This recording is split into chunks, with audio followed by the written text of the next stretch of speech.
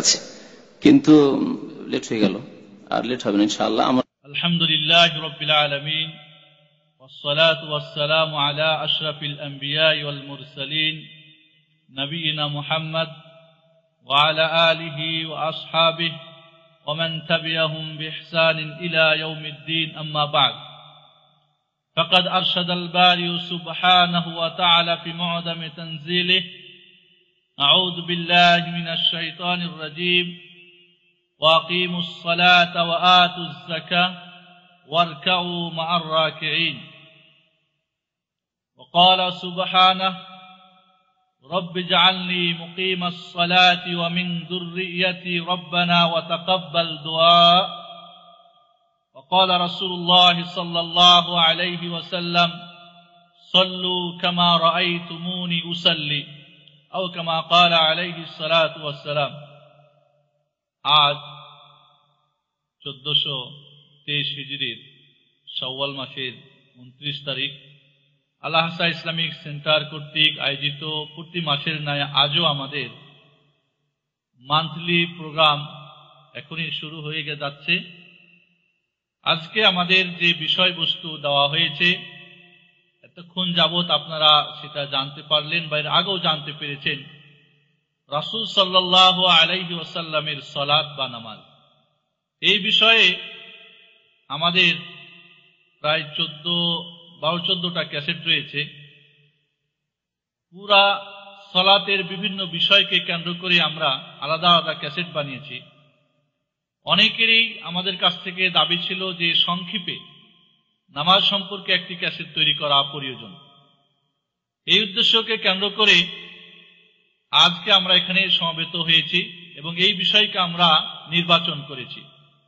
আশা করব আপনারা ওয়াজ শোনার মতো বসে থাকলে হবে না, বুঝার চেষ্টা করে যদি আপনারা আজকে আলোচনা উপলব্ধি করেন, তাহলে আজকে আমাদের আলোচনা সার্থক হবে।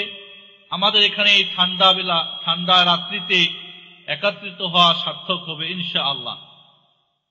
নামাজের গুরুত্ব, তাৎপর্য, এর হুকুম, নামাজের উপকারিতা, নামাজে আজ আমাদের কেন উপকার আমরা পাচ্ছি না, এর মূল কারণ কি, এই সমস্ত বিষয় নিয়ে এবং নামাজ পড়ার পদ্ধতি, বিশেষ করে আজকে আলোচনা হবে নামাজ পড়ার পদ্ধতি।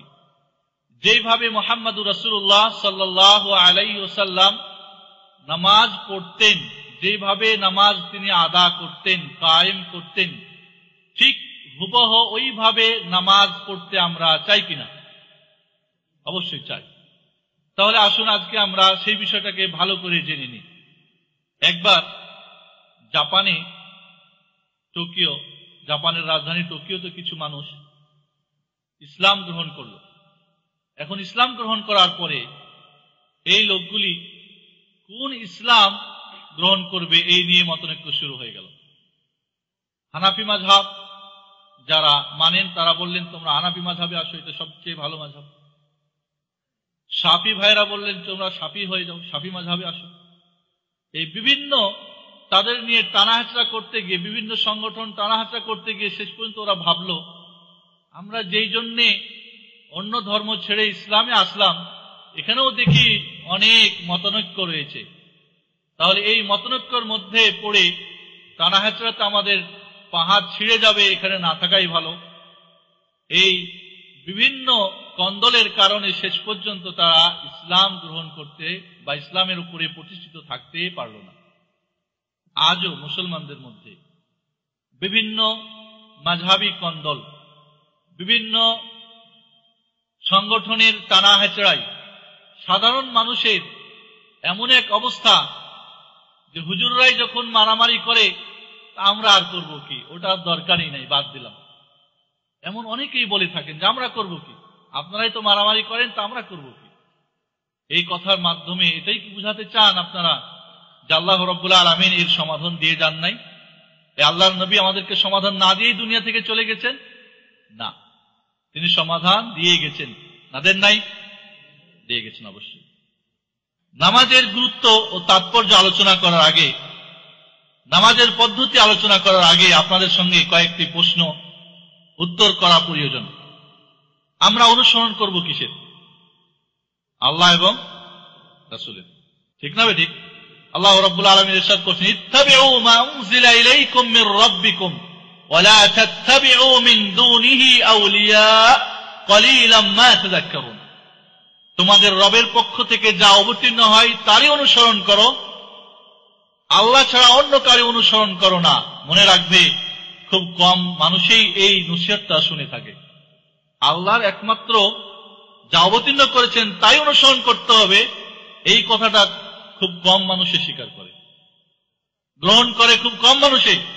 বরং আল্লাহকে ছেড়ে অন্যের অনুসরণ করা, অন্যের পিছনে ছুটে, এরই সংখ্যা বেশি।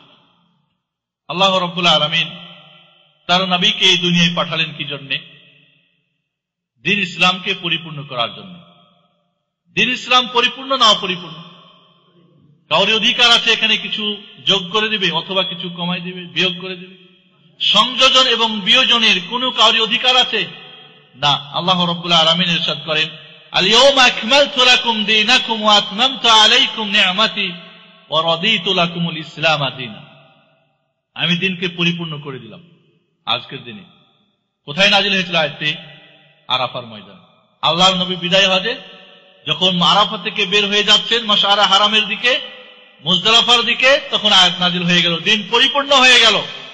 দিনের মধ্যে কাউরি সংযোজন করা এবং দিন থেকে কেউ বিয়োজন করা কাউরি অধিকার নেই।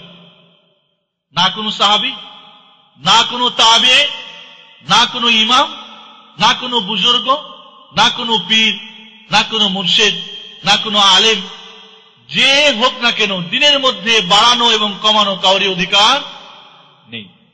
তাহলে আল্লাহর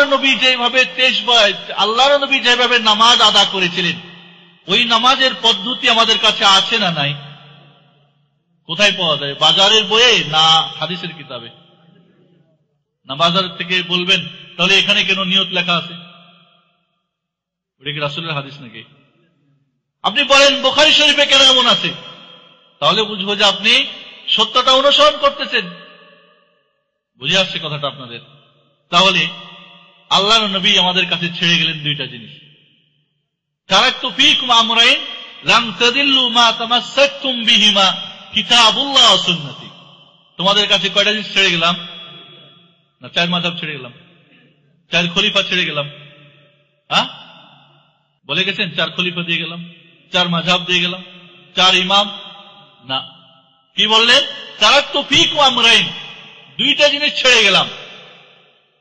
যদি এই দুইটাকে মজবুত করে আঁকড়ে ধরো বজ্র মুষ্টিতে, লাম তাদিল্লু, কোশ্চিন কালেও তোমরা পথভ্রষ্ট হবে না। নামাজের শিক্ষা কোথা থেকে নিব? কোরআন হাদিস থেকে না অন্য কোথা থেকে? তাহলে যদি কোরআন হাদিসের সমস্যা সমাধান খোঁজ করেন, তাহলে আর হুজুরদের ইখতিলাফ থাকবে? মাযহাবী ইখতিলাফ থাকবে? দল উপদলের ইখতিলাফ থাকবে? মতনৈক্য থাকবে? থাকবে না। আল্লাহ রাব্বুল আলামিন ইরশাদ করেন, ফাইন তানাযাতুম ফি শাইইন ফারুদ্দুহু ইলাল্লাহি ওয়ার রাসূল ইন কুনতুম তু'মিনুনা বিল্লাহ ওয়াল ইয়াউমিল আখির যালিকা খায়রুন ওয়া আহসানু তা'ওয়িলা। যদি কোনো ব্যাপারে মতনৈক্য হয়, অনেক ভাই প্রশ্ন করেন, আরে আমরা একভাবে নামাজ পড়ি, সৌদিরা আরেকভাবে পড়ে কেন? জিজ্ঞেস করেন কিনা? প্রথমে এসে অনেকটা কিছুই আপনাদের সংশয় হয়েছে কিনা? কিন্তু এই সংশয়ের সমাধান কি কোনোদিন নেওয়ার চেষ্টা করেছেন যে আমারটাই ঠিক না এখানেরটা ঠিক?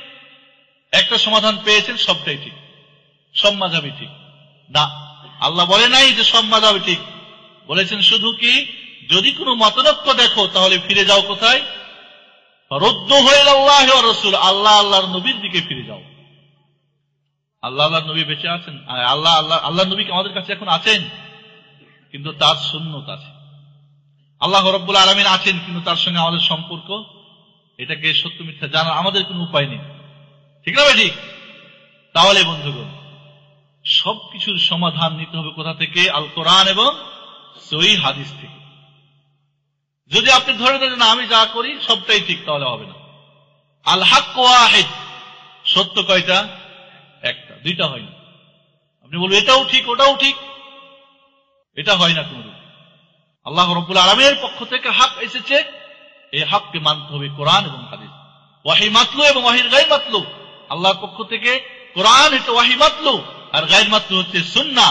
এই দুটাকে যদি অনুসরণ করেন, এই দুইটার আলোকে যদি আপনি জীবন চালান, আপনার নামাজ, আপনার রোজা, আপনার হাজ, আপনার যাকাত, আপনার পারিবারিক ব্যক্তিগত জীবন, পারিবারিক জীবন, সামাজিক জীবন, রাষ্ট্রীয় জীবন, অর্থনীতি, সমাজনীতি সবকিছুর সমাধান কোথা থেকে নিতে হবে? কোরআন এবং হাদিস থেকে নিতে হবে। এখানে আর একটা শর্ত যুক্ত হবে, সেটা কি? সাহাবায়ে কেরাম সালফে সালিহিন যেভাবে এই কোরআন এবং হাদিস বুঝেছেন, আপনি উঠে বলবেন এই ব্যাখ্যা হলো এই, আর এক হুজুর বলবে এই ব্যাখ্যা ওই, এই হুজুর বলবে এই তরিকা ভালো, ওই হুজুর বলবে ওই তরিকা ভালো, ওই হুজুর বলবে ওই মাযহাব ভালো, ওই হুজুর বলবে ওই মাযহাব ভালো। না, এই পৃথিবীতে 450 হিজরির আগে মাযহাব নামে কোনো জিনিস ছিল না। তাহলে এই মাযহাব না খোলাফায়ে রাশিদিন বানিয়েছেন, না তাবিরা বানিয়েছেন, আর না ইমামরা বানিয়েছেন, আর না কোনো মুহাদ্দিসিনে কেরাম বানিয়েছেন, বরং আল্লাহ রাসূলের ইন্তেকালের 450 বছর পরে এই মাযহাবের জন্ম হয়। এবং এর জন্মটা ভালো উদ্দেশ্য কেন্দ্র করে হয় নাই। মুসলিম ঐক্যের মধ্যে মারামারি, হানাহানি, ফাটাফাটির জন্য এটার জন্ম হয়েছিল। তবে কেউ যদি হানাফি, কেউ শাফি, কেউ মালিকি, কেউ হাম্বলি, মাফি মুশকিল যদি আপনি বুখারী শরীফের হাদিস দেখান তো বলে আমার মাযহাবে নাই, এটা হলো মুশকিল। মুশকিল কিনা? আমি হানাফি, আমার জন্য কি বুখারী শরীফের হাদিস সবগুলোই মানতে হবে, না কিছু মানতে হবে, কিছু বাদ দিতে হবে? বুঝে আসছে না? বুঝে আসছে না? মুসলিম শরীফের হাদিস সমস্ত মাযহাবের লোকের জন্য মানা জরুরি না? জরুরি না? আবু দাউদের, নাসাই, তিরমিজি, ইবনে মাজাহ, মুসনাদ আহমদ, সমস্ত হাদিস রাসূলের ছেড়ে যাওয়া সুন্নত। সমস্ত, আপনি শাফি হন আর মালিকি হন আর হাম্বলি হন আর হানাফি হন, যেই হন না কেন সবার জন্য মানতে হবে না? নাই না? বুখারী শরীফ হাম্বলি মাযহাবের জন্য, মুসলিম শরীফ হানাফি মাযহাবের জন্য, আবু দাউদ শরীফ মালিকি মাযহাবের জন্য, মুয়াত্তা মালিক ইমাম মালিক লিখেছেন, এটা কি শুধু মালিকি মাযহাবের জন্য না সবার জন্য? আল্লাহর নবীর সমস্ত হাদিস সবার জন্য প্রযোজ্য। আপনি এই কথা বলতে পারবেন না যে না এটা আমার মাযহাবে নেই, তাহলে আপনি কাকে বাদ দিলেন? আল্লাহর নবীর হাদিসকে বাদ দিলেন না মাযহাব বাদ দিলেন? না, আল্লাহর নবীর হাদিস বাদ দিলেন আপনি। অনেক সময় আমরা কিছু হুজুর আছেন যারা সাধারণ মানুষকে বুঝিয়ে রেখেছেন ওই কত 300 ফরজের মধ্যে একটা ফরজ কি? 4 মাযহাবের 4 ফরজ, তাই নাকি? আল্লাহর নবীর ইন্তেকালের পরে 450 বছর পরে মাযহাব তৈরি হলো, তখন কি আল্লাহর নবী আবার নেমে আসলেন? এটা কবর থেকে উঠলেন? আল্লাহ আবার ওয়াহী নাযিল করে বলে দিলেন যে বলে দাও তোমার উম্মতকে 4 মাযহাব এবার কি হলো? স্বীকৃতি হয়ে গেল। এই আয়াত আছে নাকি কোরআনে? এরকম হাদিস আছে নাকি কোন হাদিস গ্রন্থে? তাহলে কেন টানা হেঁচড়া? আপনি হানাফি থাকেন, মাফি মুশকিল, আমি শাফি, মাফি মুশকিল। কিন্তু মুশকিল যদি বলেন যে এই হাদিসটা শাফির, হানাফির না। আল্লাহর নবীর হাদিস সবার জন্য, উম্মতের সবার জন্য প্রতিটি হাদিস। এটাকে ইজারা দেওয়া হয় নাই, এটাকে ভাগ করে দেওয়া হয় নাই। এই যে ভুল ভ্রান্ত ধারণা আমাদের করেছে কি, সহি জিনিসকে শিক্ষা থেকে আমাদের দূরে সরিয়ে রেখেছে। বন্ধুগণ, নামাজ নিয়ে আজকে আলোচনা করতে গিয়ে নামাজের বিষয়টা অত্যন্ত গুরুত্বপূর্ণ বিষয়। নামাজের মাসলা মাসাইল অনেক। ইমাম বুখারী রাহমাতুল্লাহ আলাইহি একই মজলিসে বসে 10,000 নামাজ সংক্রান্ত হাদিস মুখস্থ শোনাতে পারতেন। বলেন সুবহানাল্লাহ। 10,000 হাদিস এক জায়গায় বসে। ইসলামের আরো আছে, যাকাত আছে, রোজা আছে, হজ আছে, আরো অন্য দিক আছে, কিন্তু নামাজের মতো এত মাসলা মাসাইল অন্য কোন রুকুনের মধ্যে নেই। এর মধ্যে মাসালা মাসাইল প্রচুর, একে শিখা এবং জানা একজন নামাজীর জন্য জরুরি। আমি আগে বলেছি যে বিস্তারিত আলোচনা বিষয় ভিত্তিক, এক একটা বিষয়কে কেন্দ্র করে আমাদের ক্যাসেট নিচে আছে, আপনারা নেবেন। কিন্তু আজকে সংক্ষিপ্ত আলোচনা করতে গিয়ে এই বিস্তারিত এখানে আমরা সময় নষ্ট না করে আমরা সামনে এগিয়ে যাই। আল্লাহর নবী নামাজের গুরুত্ব এবং এর ত্যাগকারীর হুকুম ক্যাসেট আছে, খালি নামাজের গুরুত্ব আমি যাব না। সংক্ষেপে শুধু আপনাদের বলবো, আল্লাহ রাব্বুল আলামিন কোরআন পাকের মধ্যে 82 বার বলেন আকিমুস সালাহ, নামাজ কায়েম করো। এই অর্ডারটা যাকাতের ব্যাপারও হয় নাই, রোজার ব্যাপার রোজা একটা, কুতিবা আলাইকুমুস সিয়াম, বাস একবার এক আয়াতে শেষ। হজের ব্যাপার একবারই শেষ, ওয়ালিল্লাহি আলান নাস হিজ্জুল বাইত, একবারই শেষ। কিন্তু নামাজ 82 বার আকিমুস-সালাহ আকিমুস-সালাহ, এটা কি গুরুত্ব প্রমাণ করে না? অন্য অন্য সমস্ত রুকুনে এই পৃথিবীতে ফরজ করা হয়েছে, কিন্তু নামাজ যখন ফরজ করার প্রয়োজন হয়েছে, আল্লাহ কোথায় ফরজ করেছেন? সপ্ত আকাশে, মেরাজের রাত্রিতে আল্লাহর নবীকে স্পেশাল ভিআইপি মেহমান করে বুরাকের মাধ্যমে মক্কা থেকে বাইতুল মাকদেস, বাইতুল মাকদেস থেকে তারপর সপ্ত আকাশ হযরত জিবরিলের সাথে নিয়ে গিয়ে সেইখানে কত ওয়াক্ত নামাজ ফরজ করা হয়েছিল? 50 ওয়াক্ত। 5 ওয়াক্ত নামাজ আদা করলে নেকি কয় ওয়াক্ত হবে? একবার হজ করলে কয়টা হজের নেকি হবে? একবার যাকাত দিলে, একবার রোজা রাখলে। আল্লাহ, এর গুরুত্ব বুঝে আসছে আপনাদের? নামাজের প্রতিটি সর্বপ্রথম ইবাদত বান্দার উপরে আল্লাহ ফরজ করেছেন নামাজ। সর্বপ্রথম ইবাদত ফরজ হয়েছে কি? নামাজ। সর্বশেষ এই দুনিয়া থেকে ইবাদত উঠে যাবে কি? নামাজ। কিয়ামতের দিন সর্বপ্রথম হিসাব হবে কোন ইবাদতের?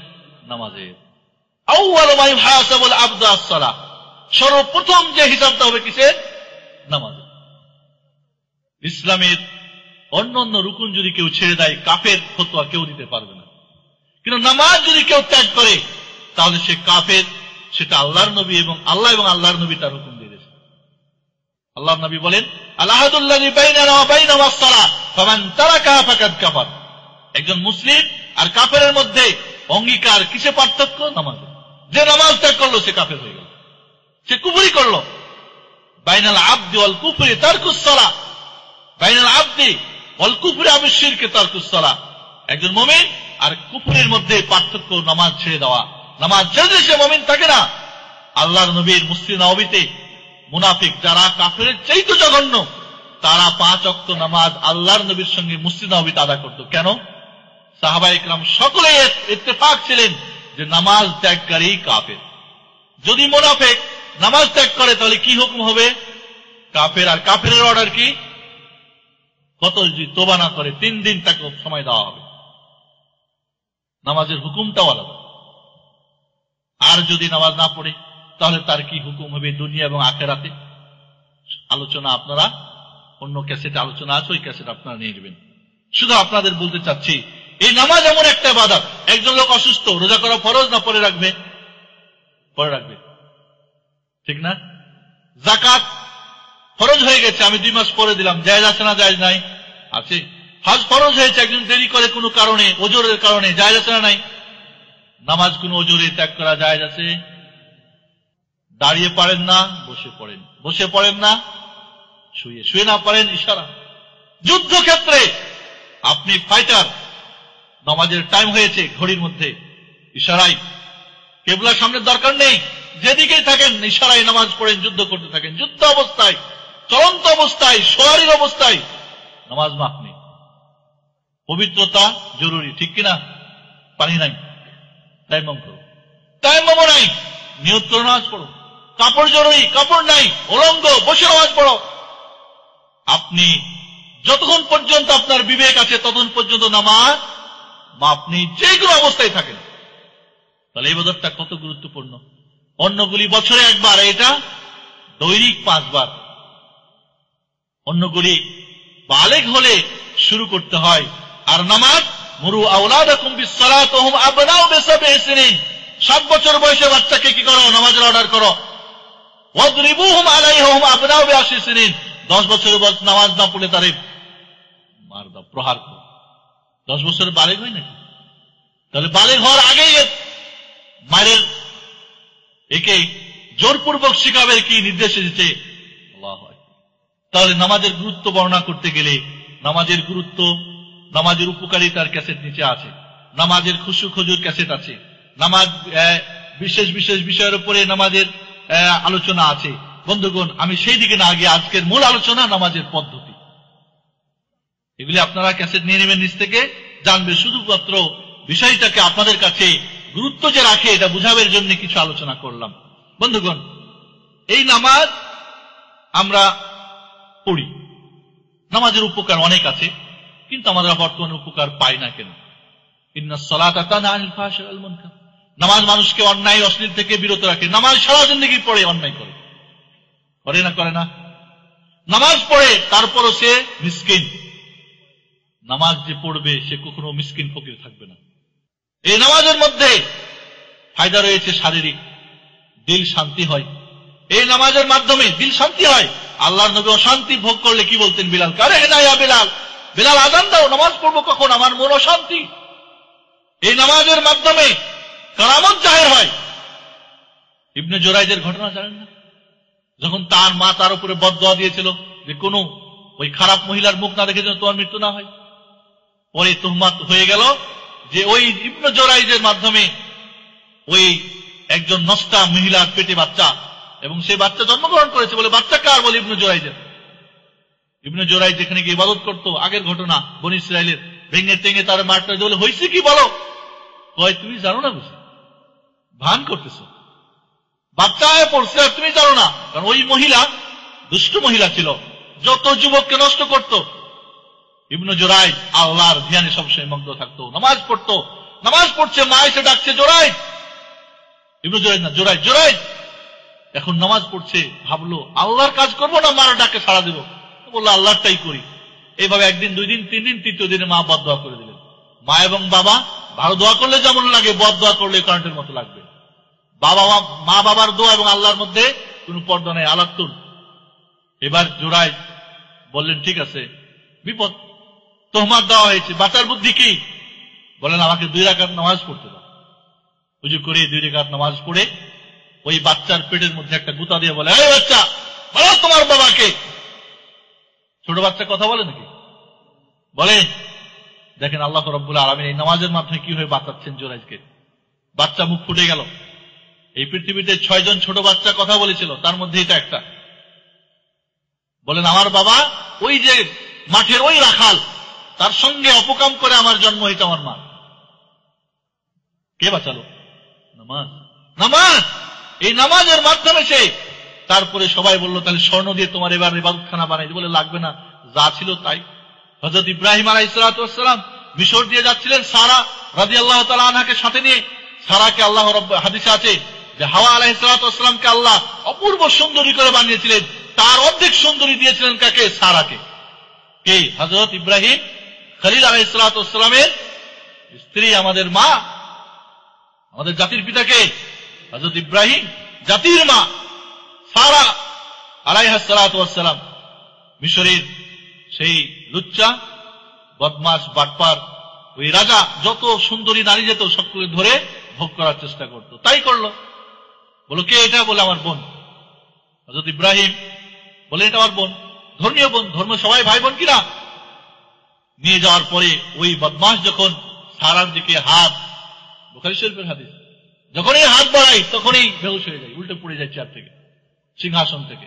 1 বার 2 বার 3 বার পরে বলল কারণ এদিকে হযরত ইব্রাহিম আলাইহিস সালাম উজু করে নামাজে দাঁড়িয়ে আল্লাহর কাছে দোয়া করছে, আল্লাহ তুমি মান সম্মানের মালিক, তুমি ইজ্জতের মালিক। আজ যদি আমার বিবির, আমার স্ত্রীর আজ যদি ইজ্জত হরণ হয়, তাহলে আমি কোথায় গিয়ে মানুষের কাছে দাওয়াত করব? ঠিক না ঠিক? আল্লাহ রাব্বুল আলামিন কি করলেন? যখনই হাত বাড়ায় তখনই চেয়ার থেকে উল্টে পড়ে বেহুশ হয়ে যায়।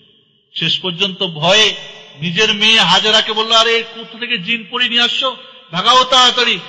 আর মা বা বোন, এই আমার মেয়েরও তোমারে দিলাম, নিয়ে যাও, আমার জন্য বদদোয়া করিও না। কে?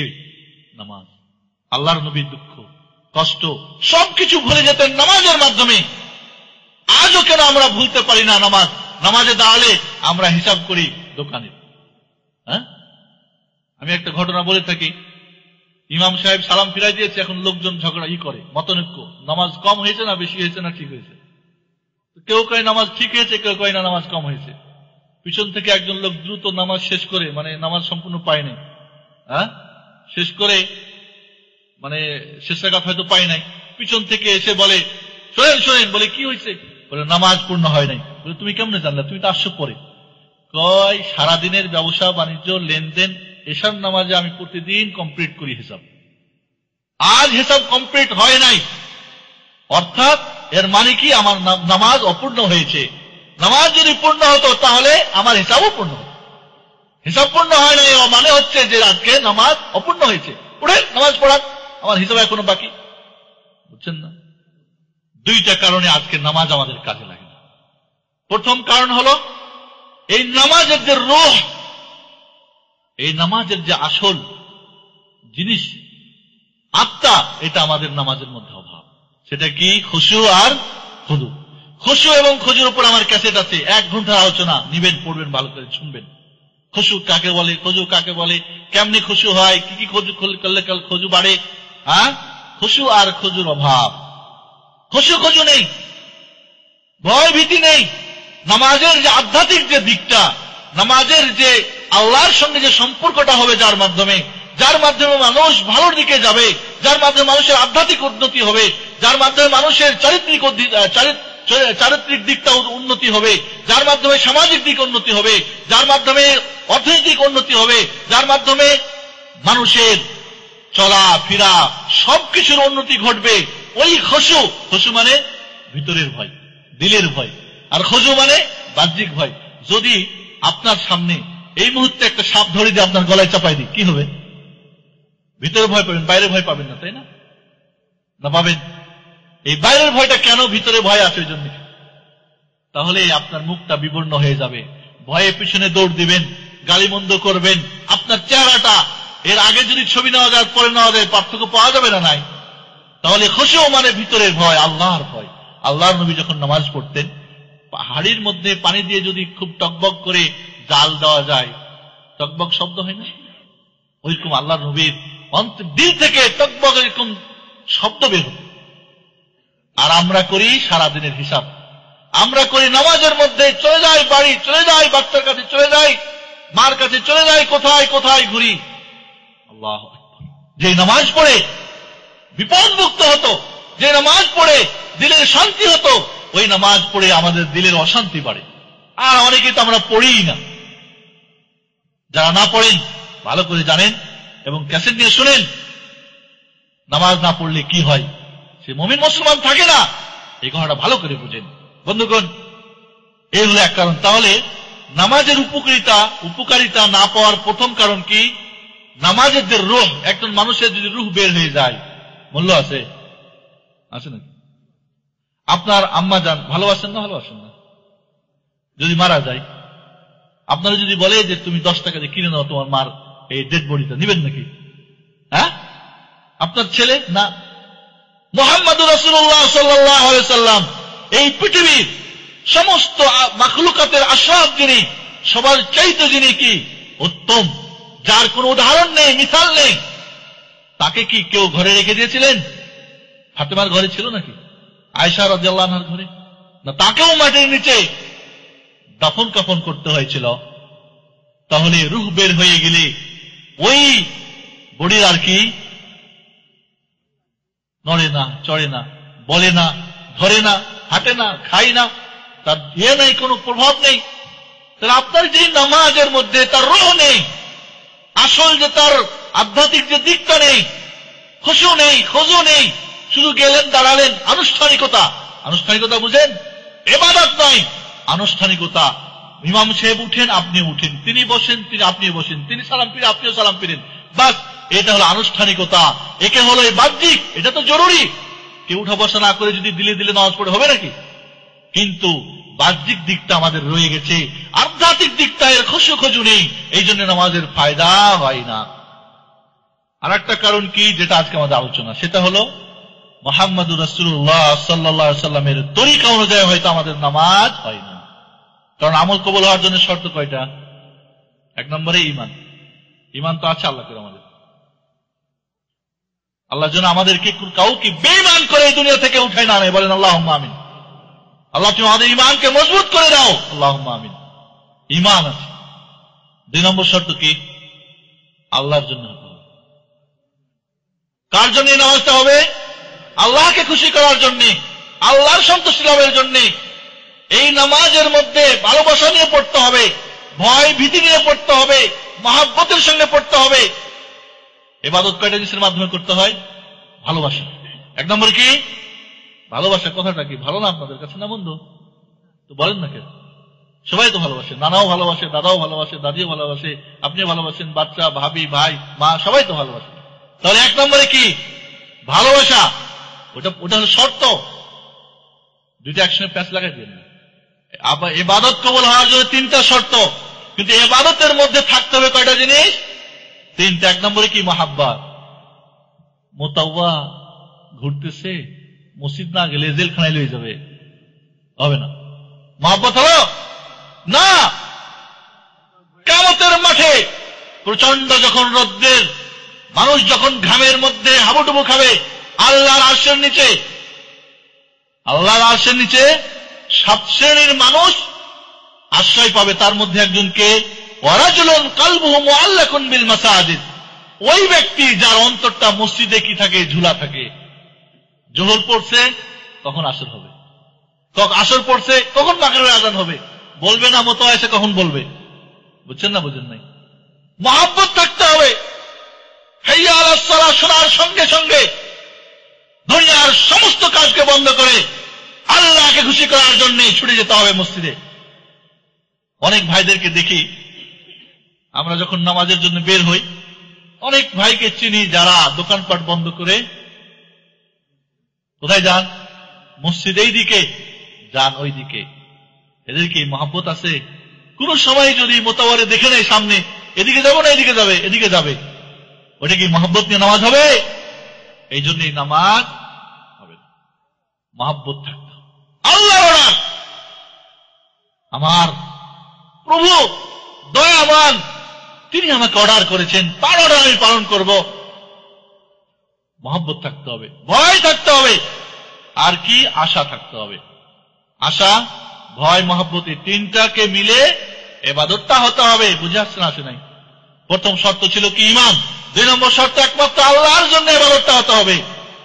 লোক দেখানি যদি হয়, আল্লাহ নবী বলেন, ইন্নী আখাফু মা আখাফু আলাইকুম আশ-শিরকুল আসগার, তোমাদের কাছে আমি সবচেয়ে ভয় করি তোমাদের ব্যাপারে গোপন শিরক ব্যাপার, ছোট শিরকের ব্যাপারে। আল্লাহ নবীর সাহাবায়ে কেরাম বললেন, ইয়া রাসূলুল্লাহ, গোপন ভাবে শিরকটা কি? আবার সূক্ষ্ম শিরকটা কি?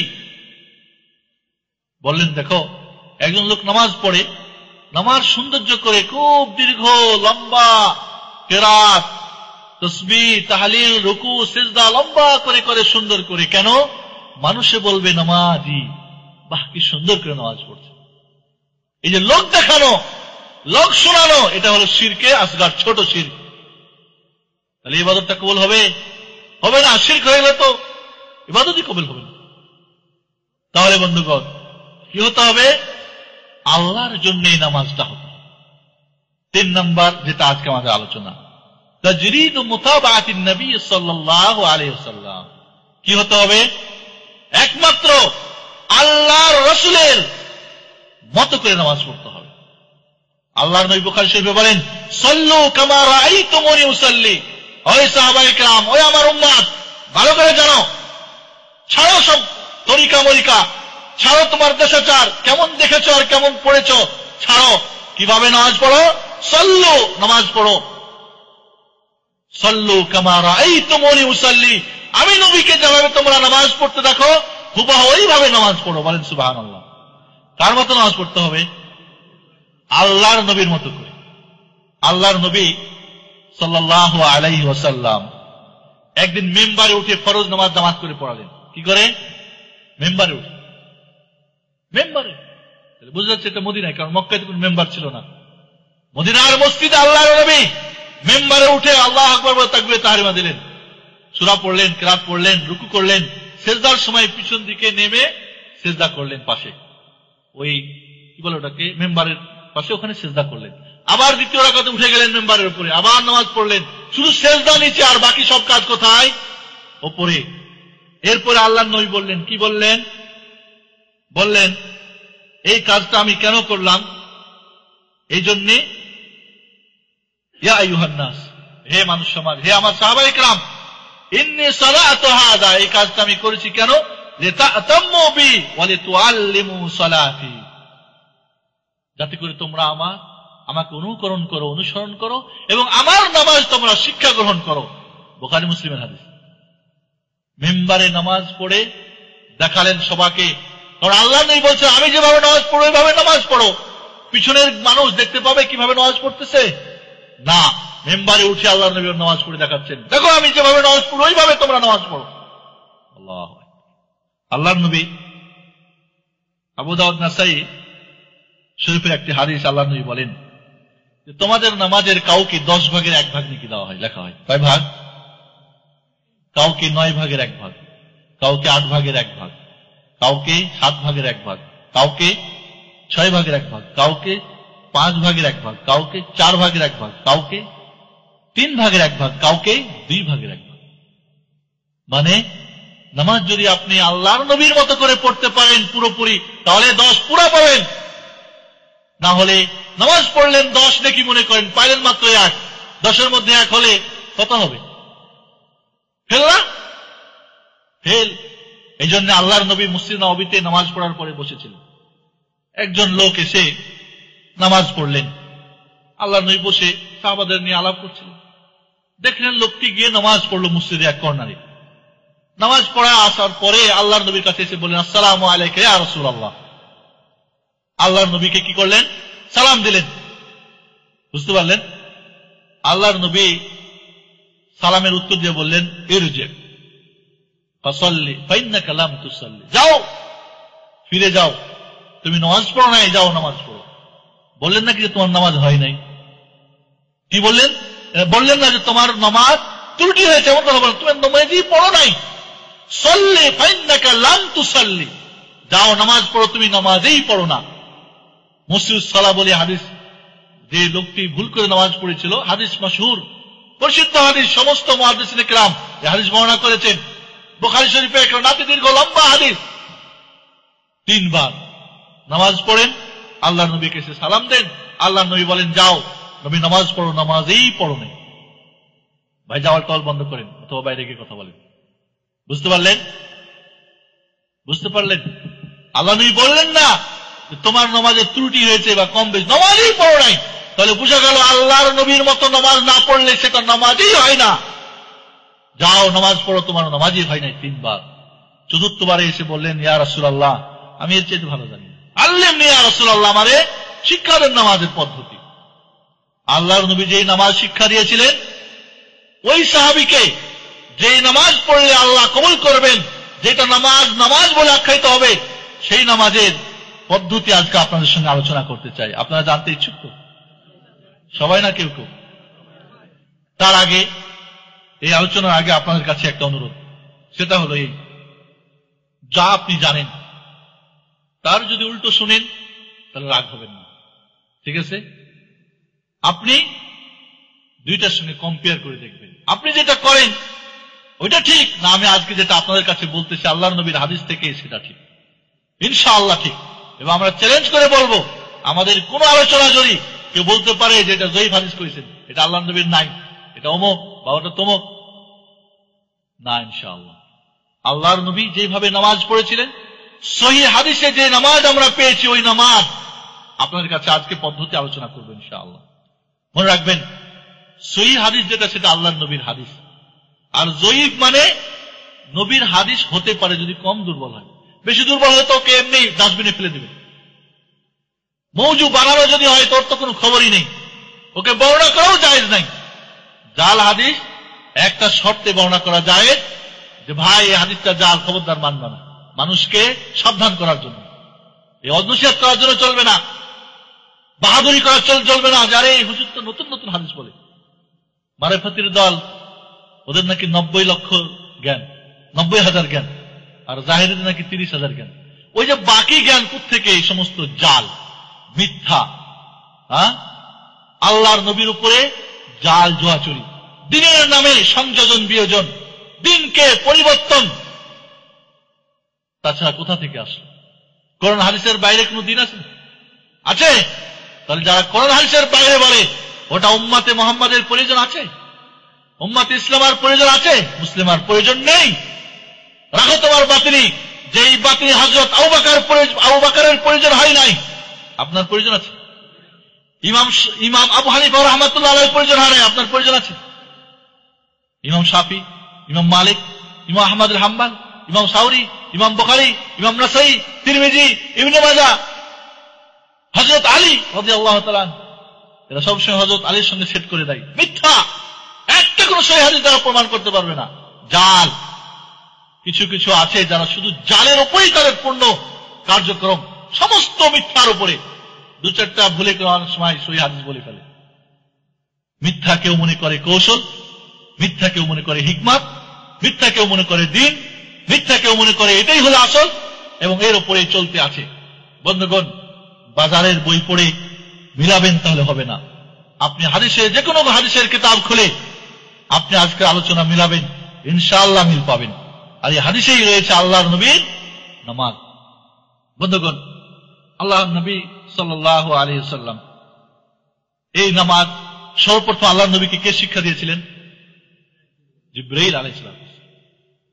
যাকাতের পদ্ধতি, হজের পদ্ধতি, রমজানের পদ্ধতি সবকিছু ওহীর মাধ্যমে, কিন্তু বাস্তব ট্রেনিং একেবারে হাতে নাতে কলমে, কি বলে ওটাকে, হাতে কলমে প্র্যাকটিক্যালে হযরত জিবরিল আমিন আলাইহিস সালাম নামাজ ফরজ হওয়ার পরের দিনই এসে আল্লাহর নবীকে 2 দিন 5 ওয়াক্ত নামাজ 2 দিন মানে হযরত আল্লাহ রাসূল বলেন আমাকে ইমামতি করে নামাজ পড়েছেন কে? জিবরিল। জিবরিল ইমাম আর আল্লাহর রাসূল কি তার সঙ্গে নামাজের প্রশিক্ষণ নিচ্ছেন, ডাইরেক্ট নামাজ পড়ে। তাহলে এর পদ্ধতির মধ্যে পুরাপুরি আল্লাহ রাব্বুল আলামিন জিবরিলকে শিক্ষা দিয়ে তার নবীকে শিক্ষার জন্য পাঠিয়ে দিয়েছেন। ইবনে মাজাহ শরীফে সব হাদিসের গ্রন্থে আজও সেগুলি কি রয়ে গেছে। এবার চলুন তাহলে আমরা আল্লাহর নবীর নামাজ কিভাবে তিনি পড়তেন আমরা জানি। নামাজ সহি হওয়ার জন্য 6টা শর্ত। কয়টা? নামাজটা সহি হওয়ার জন্য শর্ত 6টা। 1 নম্বর শর্ত হলো কি, ছোট নাপাকি এবং বড় নাপাকি থেকে কি হতে হবে? পবিত্র হতে হবে। ছোট নাপাকি অর্থাৎ যেটা পেশাব পায়খানা, পেশাব এবং পায়খানা রাস্তা দিয়ে কিছু বের হলে যেটা ঘটে, যার কারণে যেটার মাধ্যমে উযু নষ্ট হয়, যে সমস্ত কারণে উযু নষ্ট হয় ওইটাকে বলা হয় কি ছোট নাপাকি। ঠিক আছে? আর বড় নাপাকি যার মাধ্যমে গোসল ফরজ হয়। আমাদের ইসলামিক সেন্টারে একটা বই ছেপেছে, মাত্র 2 রিয়াল দাম, তাহারাত ও সালাতের সংক্ষিপ্ত আহকাম। এখানে সব আলোচনা রয়েছে। এখান থেকে আমি সংক্ষিপ্ত বলছি। প্রথমত, এই বড় নাপাকি গোসল দ্বারা, যে সমস্ত বড় নাপাকি কোনগুলি? যার কারণে গোসল ফরজ হয়। ছোট নাপাকি যার কারণে উযু নষ্ট হয় বা উযু করতে হয়। এই 2টা থেকে পবিত্র হতে হবে। অর্থাৎ আপনি যখন নামাজ পড়তে চাইবেন তখন আপনার যদি গোসল ফরজ থাকে তাহলে গোসল করে নিতে হবে, উযু না থাকলে উযু করে নিতে হবে। 1 নম্বর শর্ত। উযু ছাড়া নামাজ হবে নাকি? গোসল ফরজ কিন্তু উযু করে নিল, হবে না? হবে না। 2 নম্বর, নিয়ত করতে হবে। নামাজ সহি হওয়ার জন্য কি? নিয়ত শর্ত। অনেক সময় বলে ইসলামিক সেন্টারের ভাইয়েরা নিয়ত করতে নিষেধ করে। মিথ্যা কথা বলবেন না ভাই। বুঝতে যদি কম্পোজ থাকে তাহলে টেলিফোন করে আবার জেনে নেবেন। নিয়ত অবশ্যই করতে হবে, নিয়ত ছাড়া নামাজ হবে না। নিয়ত পড়তে হবে না, ভালো করে বুঝেন। নিয়ত পড়ার কোনো দলিল নেই, পরে আলোচনা আসবে ইনশাআল্লাহ। নিয়তের কথা পরে আসবে। নিয়তের বা এখানেই বলে দিই, নিয়ত কি মুখে পড়বেন? আমার ক্যাসেট আছে 1 ঘন্টা, শুধু নিয়তের উপর 1 ঘন্টা আলোচনা আছে। যারা জানতে চান বিস্তারিত জেনে নেবেন। নিয়ত মুখে পড়া বিদআত, এটা সকল ইমাম সকল মাযহাবের মত। কোন হাদিস কোরআনে বা হাদিস গ্রন্থে বা কোন মাযহাবের কোন কিতাবে নিয়ত পড়ার কোন দলিল নেই, কোনো কথা নেই। এটা শয়তানের ওয়াসওয়াসা, শয়তানের। আল্লাহ ইবনে কাইয়িম বলে যে এটা শয়তানের ওয়াসওয়াসা। 4 রাকাত ফরজ করেছেন জোহরের নামাজ না 3 রাকাত আল্লাহ জানে না? বলতে হবে বুঝি আল্লাহ রে 4 রাকাত ফরজ পড়তেছি। কেবলামুখী হয়েছেন, তারপরে আমি কেবলামুখী হয়েছি। ওই মাকে নানির বাড়ির খবর দেওয়া আল্লাহ জানে না? কেবলা হয়েছেন না, যদি কেউ কেবলা পিছনে রেখে বলে আমি কেবলামুখী, হবে নাকি নামাজ? হবে না।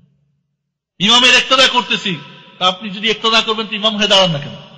যখন পিছনে দাঁড়াইছেন না তো আপনি মুক্তাদি নাকি? পরিজনে সাল্লাহকে বলা যায় আমি ইমাম হইনি, মুক্তাদি হইতে হবে। আল্লাহ ইমাম আর আমি মুক্তাদি। ইন্নাহু আলিমুম বিযাতিস। নিয়ত মানে সংকল্প করা। নিয়ত মানে কি? ইচ্ছা করা। ইচ্ছা করা, সংকল্প করা। কান দিয়ে হয় না নাক দিয়ে? বলেন তাড়াতাড়ি বলেন। অন্তর দিয়ে? না না না, মুখ দিয়ে। সংকল্প এবং ইচ্ছা মুখ দিয়ে হয়। সবাই একমত? কি ব্যাপার, কথা বলছেন না কেন? সবাই একমত, অন্তর দিয়ে হয়। চোখ বন্ধ করে কোনদিন দেখলেন না কান দিয়ে, আর কান বন্ধ করে কোনদিন চোখ দিয়ে শুনলেন না। আর হাত বেড়ি রেখে কোনদিন পা দিয়ে ধরলেন না, চললেন না, আর এইখানে নিয়তে এসে অন্তরেরটাকে মুখে শুরু করলেন। হলো নিয়ত আরবি শব্দ, সংকল্প করা, এটা মুখের কাজ না, অন্তরের কাজ। আর অন্তর, এর জন্য ভাষা লাগে না। এই যত দ্রুত কাজ করে এই পৃথিবীতে অনেক কিছুই তৈরি হয়েছে, যোগাযোগ মাধ্যম, এক জায়গা থেকে আরেক জায়গায় চলে যাওয়া। অন্তরের আগে কেউ যেতে পারবে? ফ্যাক্স পাঠাতে হতো নাম্বার টিপতে হবে, জাওয়াল মারতে হতো নাম্বার টিপতে হবে, টেলিফোন করতে হতো ধরতে হবে। কিন্তু এটার চোরটা খালি বন্ধ করেন না, দেখেন আপনার পোলা দেখছেন ঘরে খেলতেছে, ঠিক না বেটি বললাম? আল্লাহ যে জিনিসটাকে সহজ করে দিয়েছেন, আপনি খামাখা নিয়ত মুখস্থ করতে গিয়ে সূরা ফাতিহার ইখলাসের বাইরে কিছু জানেন না। নিয়ত মাশাআল্লাহ 40টা মুখস্থ করেছেন, ফরজের, নফলের, সুন্নতের, ওয়াজিবের, ইস্তিসকার, ঈদের, জানাজা, মুকরে তো মুকরে। যারা নিয়ত মুখস্থ করেছেন ভুলে যান, নিয়ত ভুলে যান।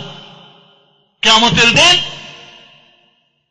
এই নিয়ত সম্পর্কে আপনাকে জিজ্ঞেস করা হবে, মুখস্থ করেছিলেন কিনা। সূরা ফাতিহা পড়তে জানেন না, নিয়ত কিন্তু ভালো ঠিক মতো পড়তে পারে। এটা কি নিয়ত? একজন বড় মানুষ কিভাবে নিয়ত করবে? পড়তে পারে, কিভাবে নিয়ত করবে? একজন লোক মুসলমান হলো এখনই, তো নিয়ত জানে না, ঠিক না? নামাজ পড়বে না, পড়বে না, না, ওরে আগে নিয়ত হেফজ করাতে হবে, তারপরে মুসলিম হতে হবে। এরকম আল্লাহ রাব্বুল আলামিন যা আমাদেরকে জরুরি করে দেন নাই, জরুরি নিয়ত করতে হবে, নিয়ত পড়তে হবে না। নিয়ত যে বিদআত, সকল আইম্মায়ে কেরাম একমত। আল্লামা মোল্লা আলী কারি হানাফি রাহমাতুল্লাহ আলাইহি বলেন, আল্লাহর নবী মেরাজের পর থেকে নিয়ে মৃত্যুর আগ পর্যন্ত মোটামুটি 30,000 ওয়াক্ত ফরজ নামাজ পড়েছেন, একবারও নিয়ত মুখে পড়েন নাই। আল্লাহ নবী বুঝি নামাজ হয় নাই? আর যে আরবিটুকু কয়, আরবি দিয়ে লেখা, ও আল্লাহর নবী আরবি এটুকু জানতেন না, হুজুর ইজারা দিয়ে গেছেন, তুই পারাই দিও নাকি? আল্লাহ নবী নাওয়াইতা মুসাল্লি এগুলো আরবি জানতেন না, ওই জন্য হাদিসে নেই, তাই নাকি? না, ভালো করে বুঝেন বন্ধুগণ। নিয়তে দুইটা মশলা ভালো করে মনে রাখেন। নিয়ত, এক নম্বরে কি নিয়ত করতে হবে, কার জন্য নিয়ত করবেন এই নামাজ? আল্লাহকে খুশি করার জন্য। এক, 2 নম্বর, এই নিয়ত স্থান কোথায়? অন্তর, মুখে নয়, মুখে পড়া বিদআত। এজন্য মোল্লা আলী কারি হানাফি রাহমাতুল্লাহ আলাইহি বলেন, আমাদের ভারত উপমহাদেশের যত যোগ্য বড় বড় মুহাদ্দিসিনে কেরাম সবাই এটাকে বেদাত বলে গেছেন, সবাই। কিন্তু ওই বাজারের বইপত্র পড়ে আর কায়দা বগদাদি পড়ে আপনারা বলবেন এটাও তো এক বড় আলেমই লিখেছেন। বড় আলেম লিখেছেন না কোন ব্যবসায়ী লিখেছেন আপনি জানেন নাকি? আমরা তো এখনো নাম পাই নাই খোঁজ করে। কে? আপনারা কোথায় পেলেন? কেমনে জানলেন বড় আলেম? বড় আলেমের মাপ কি? দাড়ি বড়, জুব্বা বড়, নামের আগে টাইটেল অনেক? বড় আলেম যে আল্লাহর নবীর, আল্লাহর কিতাব এবং রাসূলের সুন্নত পড়েছে, জেনেছে এবং এইটাকে আমল করেছে, সেই হলো বড় আলেম। বুঝলেন না? নাই? এই জন্যে তাহলে নিয়ত স্পষ্ট হয়েছে আপনাদের কাছে। 2 নম্বর শর্ত কি নামাজ কবুল সহি হওয়ার জন্য? নিয়ত। 3 নম্বর হলো, আচ্ছা একটু চেঞ্জ হয়ে গেছে। 2 নম্বর ছিল যে নাপাকি জিনিস থেকে, নাপাকি বস্তু থেকে কি পরিষ্কার হওয়া। পেশাব, পায়খানা, এটা প্রকার আছে, গালিজা, খাফিফা, মুতাওয়াসিতা, পানি দিয়ে হোক, ঢিল দিয়ে হোক, মাটি দিয়ে হোক, যা কিছু দিয়ে কোন যদি অপবিত্র জিনিস এটাকে দূর করতে হবে, এটা 2 নম্বর শর্ত। 3 নম্বর শর্ত কি? নিয়ত। 4 নম্বর শর্ত হলো কি? সময়ের প্রবেশ হতে হবে। জোহর হয় নাই, আপনি যদি 100 রাকাত নামাজ পড়েন, জোহরের 4 রাকাতের জায়গায় হবে নাকি নামাজ? সময় হতে হবে। অনেক সময় প্রশ্ন করে যে মুসাফির, তখন যে আসর নামাজ জোহরে পড়ে নাই, সময় যে হয় নাই, মুসাফিরের সময় ওইভাবেই আসরকে জোহরে পড়া যায় আর জোহরকে আসরে পড়া যায়, মাগরিবকে এশার সঙ্গে পড়া যায়, এশাকে আগে নিয়ে এসে মাগরিবে পড়া যায়, ওইটাই মুসাফিরের ওয়াক্ত। নাকি আপনি ওয়াক্ত নির্ণয় করবেন? যেই নবী মুহাম্মদুর রাসূলুল্লাহ সাল্লাল্লাহু আলাইহি সাল্লাম বলেছেন সূর্য ঢলার আগে নামাজ হবে না জোহরের, ওই নবী যেই নবী বলেছেন আসরের সময় না আর আগে নামাজ আসর হবে না, ওই নবী মুহাম্মদুর রাসূলুল্লাহ সাল্লাল্লাহু আলাইহি সাল্লাম মুসাফির অবস্থায় আসরকে নিয়ে এসে জোহরের সময় পড়েছেন। আপনার কোনো ক্ষতি আছে নাকি? তবে আপনার এতরাজ কেন? 99 মনে হয়, সম্ভব 89 হজ করার জন্য আমরা মদিনা বিশ্ববিদ্যালয়ের কিছু ছেলে পেলে জেদ্দা এয়ারপোর্টে এসে নামলাম। নামাজ হচ্ছে, নামাজে শরীক হয়ে গেলাম, নামাজ হয়ে গেল। পাকিস্তানি কিছু ভাই আর ইন্ডিয়ান কিছু ভাই সম্ভবত নামাজ পড়লো। নামাজ পড়ার পরে 2 দলে কি যেন ওদের ঝগড়া লেগে গেল। একদল কয় নামাজ হয়েছে, একদল কয় নামাজ হয়নি। বুঝতে পারলেন বিষয়টা? এই মুসাফিরের নামাজ নিয়ে সময় হয়েছে হয়নি, কারণ একটাই যে তাদের মাযহাবে ওটা জায়েজ না। বুঝেন নাই? মুসাফির অবস্থায় কেউ যদি কসর নামাজ পড়া উত্তম, কেউ যদি পূর্ণ নামাজ পড়ে জায়েজ আছে, পূর্ণ পড়ে নাই যদি জায়েজ আছে, ইমামতি করে জায়েজ আছে। আর ইমামের পিছনে যদি হন মুকিমে, তাহলে তো আপনার 4 রাকাত পড়তেই হবে। বিষয়টা ছিল এই যে ওদের মধ্যে একজন ভুলে 4 রাকাত নামাজ পড়াই দিয়েছে বা ফুল নামাজ পড়াই দিয়েছে আসরের। এখন তো তাদের মাযহাবে মুসাফির অবস্থায় ফুল নামাজ পড়লে নামাজ হবে না, আল্লাহর নবীর হাদিসে হবে। কোনটা নেবেন? সমস্যা এখানে। আরাফার ময়দানে নামাজ শুরু হবে, তার একটু আগে আমার কাছে চলে আসছে এক পাকিস্তানি, বলছেন যে আপনার দিনী সম্পর্কে মনে হয় জ্ঞান আছে। বলে হ্যাঁ আছে, বলেন, জিজ্ঞেস করেন। কয় এই যে এখন যে নামাজ হবে জোহর আর আসর, কসর হয় ঠিক কিনা? আরাফাতের ময়দানে 2 রাকাত জোহর হবে আর 2 রাকাত আসর হবে, ঠিক না ভাই? ঠিক। বলছে আমাদের সঙ্গে যে মুআল্লিম হুজুর এসেছেন, আমাদের আলেম সাহেব, উনি বলছেন না এই নামাজ পড়া যাবে না। আমি বললাম যে আল্লাহর নবী থেকে নিয়ে আজ পর্যন্ত, শুধু না কিয়ামত পর্যন্ত একই ভাবে নামাজ হয়েছে এবং হয়ে যাবে ইনশাআল্লাহ। সবার যদি নামাজ হয়ে থাকে, আল্লাহ রাসূলের যদি হয়ে থাকে, আবু বকর ওমর হয়ে থাকে, ইমাম আবু হানিফার হয়ে থাকে। ইমাম আবু হানিফা হজ করেন নাই? কি নামাজ পড়েছিলেন? কোন নামাজ পড়েছিলেন? আরাফার ময়দানে কিভাবে পড়েছিলেন? তার হলে তার অনুসারে আমি হানাফি মাযহাবের লোক, আমার হবে না? হবে না, হবে ইনশাআল্লাহ। লোকটা টাকা টুকি দিয়ে হুজুরে নিয়ে আসছে মহল্লায়, বুঝছি আমি গেছে। তাই শুনেন, রাগঝাগ করেন না, আপনারা পড়লে পড়েন, হুজুর না পড়লে কিছু বললেন না, ঝগড়া করার দরকার নেই। এখানে আরাফার ময়দানে ঝগড়ার জায়গা না।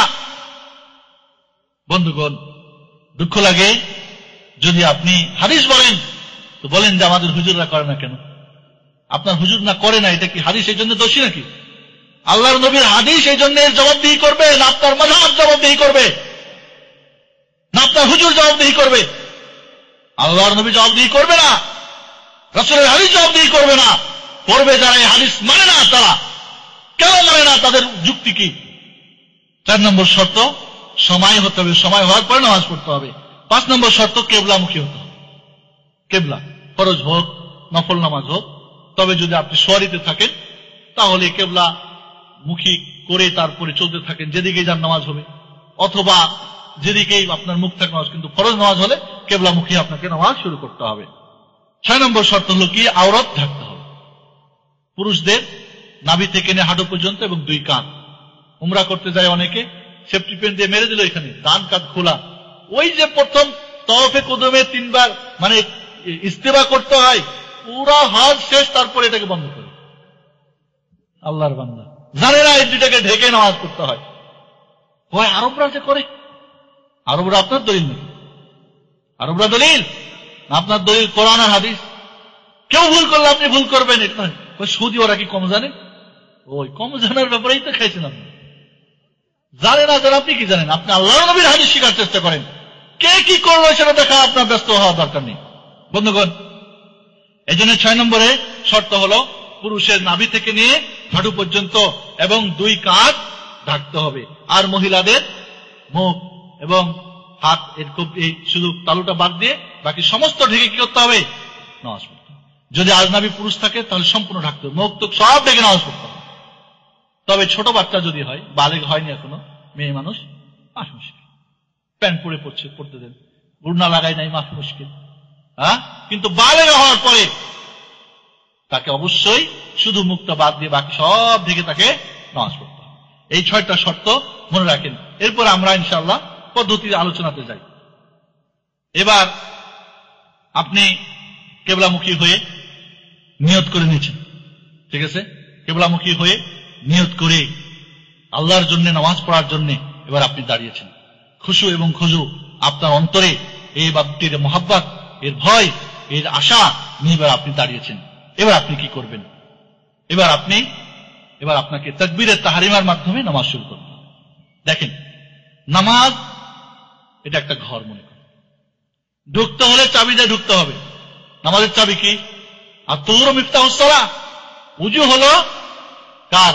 নামাজের চাবি। উজুর বর্ণনা আমি দিলাম না, কারণ আমাদের এই বইটা কিনে নেবেন, এখানে উজুর বিস্তারিত আলোচনা দেওয়া আছে ইনশাআল্লাহ, কিভাবে উজু করতে হয়, সময় আমাদের কুলাবে না। বন্ধুগণ, তাহলে উজু করে নামাজে ঢুকতে, আল্লাহ রাব্বুল আলামিন বিনা উজুতে নামাজ কবুল করবেন না, এটা শর্ত করে দেওয়া হয়েছে। আবার এই নামাজে যখন আপনি ঢুকে গেলেন, তখন আবার আপনার কি হলো, নামাজের একটা এমন গুরুত্ব যে যার মধ্যে দুনিয়ার আর কিছু চলবে না,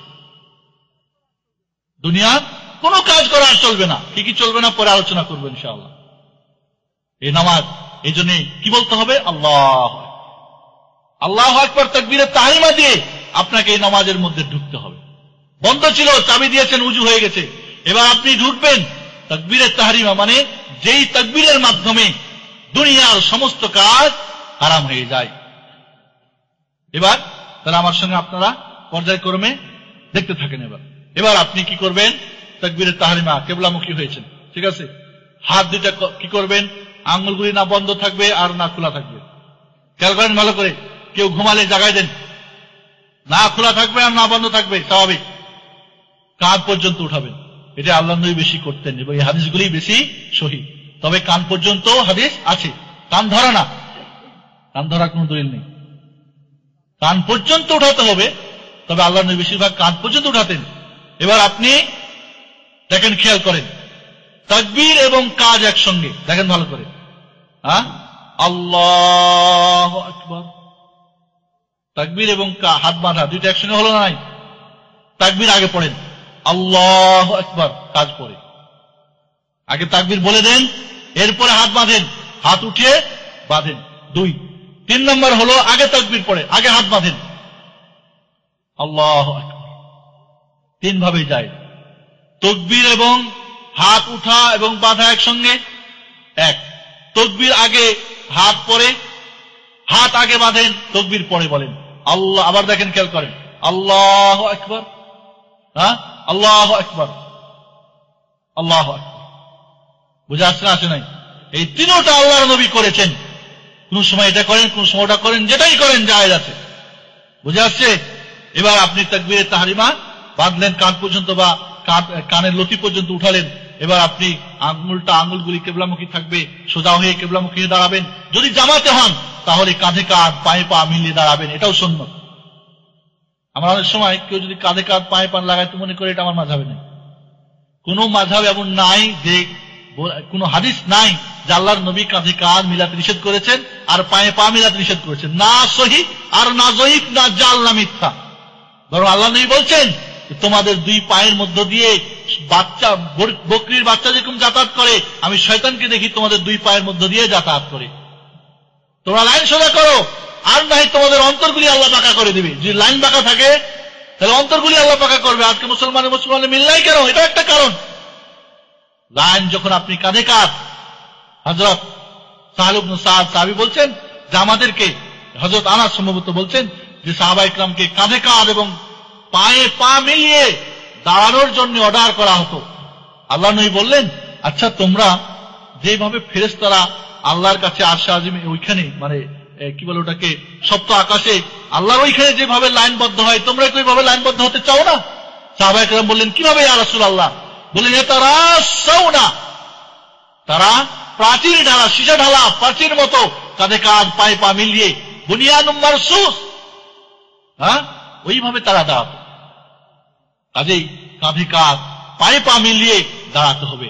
এর দাঁড়াতে হবে না, পায়ে পা লাগাতে হবে না, কাঁধে কাঁধ লাগাতে হবে না, এই যে না, এটা তো অর্ডার হয়েছে, করতে হবে না। এর পক্ষে না কোনো সহিহ, না কোনো যঈফ, না জাল হাদিস, বরং করতে হবে। এটা একটা সুন্নত। কেউ যদি না করে নেকি পাবে না, কিন্তু একটা সুন্নত কেউ যদি আমল করতে পারেন তাহলে কাঁধে কাঁধ পায়ে পা মিলিয়ে লাইন সোজা করে দাঁড়াতে হবে। আল্লাহ নবী কেউ সামনে থাকলে বলতে হয় পিছনে যাও, কেউ পিছনে থাকলে আগে যাও। হযরত ওমর ফারুক রাদিয়াল্লাহু তাআলা আনহুর যুগে একজন মানুষ নির্দিষ্ট ছিল, ওর চাকরি এটা, পিছন থেকে দেখে আসবে লাইন সোজা হয়েছে কিনা, কাঁধে কাঁধ পায়ে পা লাগছে কিনা। এরপরে হযরত উমরকে বলতেন যা হোককে, এরপরে নামাজ শুরু করতেন। আর আমাদের কি একামাতের কাদকামাতিস সালাহ, কাদকামাতিস সালাহ, আল্লাহু আকবার বলে দিতে হবে। আল্লাহর নবী হযরত বিলাল রাদিয়াল্লাহু তাআলা আনহু কি করতেন? একামাত দিতেন। আল্লাহর নবী বের হয়ে আসতেন ঘর থেকে, বা আল্লাহর নবীকে দেখে একামাত দিলে তিনি আসতেন, দাঁড়াতেন, কে আগে কে পিছনে, লাইন সোজা হয়েছে কিনা, ইস্তাউ, সোজা হও, ইস্তাকিমু, ঠিক মতো লাইন করো, তারাসু, লাইন একে অপরে লাগাই নাও, শয়তানের জন্য জায়গা ছাড়ো না। এগুলি বলার পরে এরপরে নামাজ শুরু করতেন। আর আমরা কি একামাত দিয়ে কাদ কামাতিস সালাহ হলে আল্লাহ আকবার হয়ে গেল। এটা কি রাসূলের সুন্নত? সম্পূর্ণ রাসূলের সুন্নত বিপরীত কাজ। ইমামের দায়িত্ব লাইন সোজা করে নেওয়া। দেখা যায় একজন 4 আঙ্গুল পিছনে, একজন আগে, কেউ এতটুকু ফাঁক, কেউ অতটুকু, হয় কিনা? রাসূলের সুন্নতকে এইভাবে ত্যাগ করা হয় কিসের নামে? প্রচলিত নিয়ম। তো এইভাবেই তো করে সবাই। দেখে না কোনদিন তাকিদ করে যে এটা কি আসলে। বন্ধুগণ, এরপরে আপনি তাকবীরে তাহরিমা দিয়ে এবার হাত বাঁধবেন। হাত বাঁধার 3টা পদ্ধতি, ভালো করে দেখেন। একটা হলো কি তালু, আর তালুর উপর রাখা, ঠিক আছে? আর একটা হলো কি এক কবজি আর এক কবজির উপর, এভাবে। আর একটা হলো পূর্ণ হাত, এক হাত আর এক হাতের উপর। বুঝে আসছে না? আসে নাই? একটা হলো এভাবে, একটা হলো এভাবে, হ্যাঁ, আরেকটা হলো এভাবে। এই 3 ভাবে আল্লাহর নবী থেকে হাত রাখার হাদিস এসেছে। আপনি এইভাবে রাখেন, অথবা এইভাবে রাখেন, অথবা পুরো। সবচেয়ে সহি যেটা বুখারী শরীফের হাদিস, এইভাবে জেরা আলা জেরা, এক হাত আর এক হাতের উপরে। বুঝতে পারলেন? সহিহ ইবনে খুযাইমার হাদিস, একটা একটার উপরে। আবু দাউদ নাসাইয়ের হাদিস, এইভাবে যেটাই করেন তিনটাই। তবে সবচেয়ে উত্তম বললাম কোনটা? এটা সবচেয়ে সহি। হাত তো বাঁধবেন, এখন রাখবেন কোথায়? ঠিক না বেঠিক? হাত কোথায় বাঁধবেন? আমার একটা ক্যাসেট আছে 1 ঘন্টার আলোচনা। আমাদের হানাফি মাযহাবের যারা বড় বড় মুহাদ্দিসিনে কেরাম, তাদের কথা দিয়ে ওখানে বোঝানো হয়েছে। তারাও বলছেন যে আমরা যেটা করি ওটা ঠিক না। এবার আসেন, হাত কোথায় বাঁধবেন, হাত কিভাবে রাখবেন, এটা তো পেলেন, ঠিক আছে? রাখবেন কোথায়? একদল হাত ছেড়ে নামাজ পড়ে। মালিকি মাযহাবের কিছু লোক আছে যারা হাত ছেড়ে নামাজ পড়ে। আবার কিছু আছে নাভির নিচে হাত রাখেন। আবার কিছু আছে যারা নাভির উপরে হাত রাখেন। আবার কিছু আছে যারা বুকের উপরে রাখেন। ঠিক আছে? ঠিক। হাত ছেড়ে নামাজ পড়ার কোন দলিল নেই। বুঝে আসছে না? আসে নাই? তাহলে ওটা ক্যান্সেল, শেষ। নাভির নিচে হাত রাখার ব্যাপারে 4টা হাদিস এসেছে, 4টাই অগ্রহণযোগ্য। এটা আমি বলছি না। বড় বড় আলেম যারা, আল্লামা ইবনুল হুমাম ফাতুল কাদির খোলেন, আল্লামা জাইলাই নাসবুর রায়া খোলেন, হ্যাঁ, আল্লামা আনোয়ার শাহ কাশ্মীরি, তার কথা শুনেন। বরং আনোয়ার শাহ কাশ্মীরি তো আরো বেড়ে বলছেন যে ভারত উপমহাদেশের সব শ্রেষ্ঠ মুহাদ্দিস ছিলেন এক সময়। বলছেন যেটা কি হয়ে গেছে, ফাওকা সদরের জায়গায় তাহাতাস সুররা হয়ে গেছে। ফাওকা সদর মানে বুকের উপর রাখবে, এর জায়গায় তাহাতাস সুররা মানে এটাকে পরিবর্তন করে নাভির নিচ বানিয়ে দেওয়া হয়েছে। বরং ইবনে আবি শাইবার অরিজিনাল রিওয়ায়াতে এইটা নাই, নাভির নিচের রিওয়ায়াত। এবং এখানে আব্দুর রহমান বিন ইসহাক আল ওয়াসিতি আল কুফি সকল মুহাদ্দিসিনদের নিকটে দুর্বল, যার হাদিস গ্রহণযোগ্য না। তাহলে নাভির নিচে হাদিস সহিহ না, আল্লাহর নবী থেকে প্রমাণিত না। নাভির উপরেও একই অবস্থা। তাহলে বাকি থাকলো কি? বুকের উপর। বুকের উপর ছাড়া, বুকের নিচে, নাভির নিচে হাত ছাড়া কোনটা দলিল নেই, বা বাকিগুলি জয়ীফ, দুর্বল। সহিহ হাদিস যদি আমল করতে চান, যেটা আল্লাহর নবী থেকে প্রমাণ, সেটা হলো বুকের উপরে, সাথে এইভাবে রাখেন, আর এইভাবে রাখেন, আর এইভাবে রাখেন। এইভাবে রাখলে তো এমনি বুকের উপর হয়ে যায়। এই জন্য ইমাম বুখারী রাহমাতুল্লাহ আলাইহি অধ্যায় বেঁধেছেন যে বুকের উপরে এক হাত আর এক হাতের উপর রাখা, কারণ এইভাবে রাখলে এমনি বুকের উপর হয়ে যাবে। আপনি এইভাবে করে কি নাভির নিচে গেলে কেমন হবে? পুজো হয়ে হাত বাঁধবেন। তাহলে আল্লাহর নবী থেকে এই বুকের উপরে হাত বাঁধাই সহিহ, বাকিগুলি হয় হাদিস নেই অথবা জয়ীফ, দুর্বল। আমল আপনার ব্যাপার, আপনি শুনেন ভালো করে, আগে আমল করবেন না করবেন সিদ্ধান্ত আপনি নেবেন। এবং কেউ যদি প্রমাণ করতে পারে যে বুকের ওপর ছাড়া নিচের গুলি সহিহ, তাহলে তার জন্য পুরস্কার আছে ইনশাআল্লাহ। এরপরে হাত বাঁধা হয়ে গেল, ঠিক আছে? এবার আপনি হাত বেঁধে এবার আপনি সানা পাঠ করবেন, ঠিক না? সুবহানাকা আল্লাহুম্মা ওয়া বিহামদিকা ওয়া তাবারাকা ইসমুকা ওয়া তাআলা জাদ্দুকা ওয়া লা ইলাহা গায়রুকা, অথবা আল্লাহুম্মা বা'id বাইনি ওয়া বাইনা খাতায়ায়া কামা বা'আতা বাইনাল মাশরিক ওয়াল মাগরিব, আল্লাহুম্মা নাক্কিনি মিন খাতায়ায়া কামা নাক্কাস সাবুল আবয়াজু মিনাদ দানাস, আল্লাহুম্মা আগসিলনি মিন খাতায়ায়া বিল মা'i ওয়াস সালজি ওয়াল বারাদ। এটা আল্লাহর নবী থেকে 12 প্রকার সানা এসেছে। এই দুটার একটা পড়েন, যে কোনো একটা পড়েন। সুবহানাকা আল্লাহুম্মা ওয়া বিহামদিকা, আমরা জানি তো সবাই আল্লাহ করে, এটা পড়েন। এবার সানা পাঠ হয়ে গেলে আউযু বিল্লাহি মিনাশ শাইতানির রাজিম, আপনি আউযু বিল্লাহ তো জানেন, আউযু বিল্লাহ পড়েন। এরপরে বিসমিল্লাহ নীরবে পড়েন, জোরেও পড়া জায়েজ আছে। বুখারী মুসলিম সবচেয়ে বিশুদ্ধ সহিহ হাদিস, মানে 1 নম্বর হাদিস হলো আল্লাহর নবী বিসমিল্লাহ নিজে নীরবে পড়তেন। তবে সুনান গ্রন্থের হাদিসে এমনও পাওয়া যায় আল্লাহর নবী জোরেও পড়েছেন। কেউ যদি পড়ে, কেউ কেউ পড়ে দেখেছেন হয়তো, জায়েজ আছে, জায়েজ আছে, তবে নীরবে পড়াই উত্তম। এবার বিসমিল্লাহ সহ সূরা ফাতিহা পড়বেন। বিসমিল্লাহির রহমানির রহিম, আলহামদুলিল্লাহি রাব্বিল আলামিন, আর রহমানির রহিম, মালিকি ইয়াউমিদ্দিন, ইয়াকা না'বুদু ওয়া ইয়াকা নাস্তাঈন, ইহদিনাস সিরাতাল মুস্তাকিম, সিরাতাল লাযীনা আন'আমতা আলাইহিম গায়রিল মাগদুবি আলাইহিম ওয়ালাদ-দাল্লিন।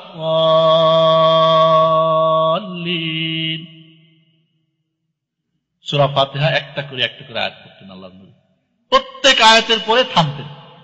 আর আমাদের ইমাম সাহেবরা মাশাআল্লাহ এক নিঃশ্বাসে পারলে সূরা ফাতিহার সঙ্গে ইখলাসও শেষ করে দিতে চাই, এটা সুন্নাত না।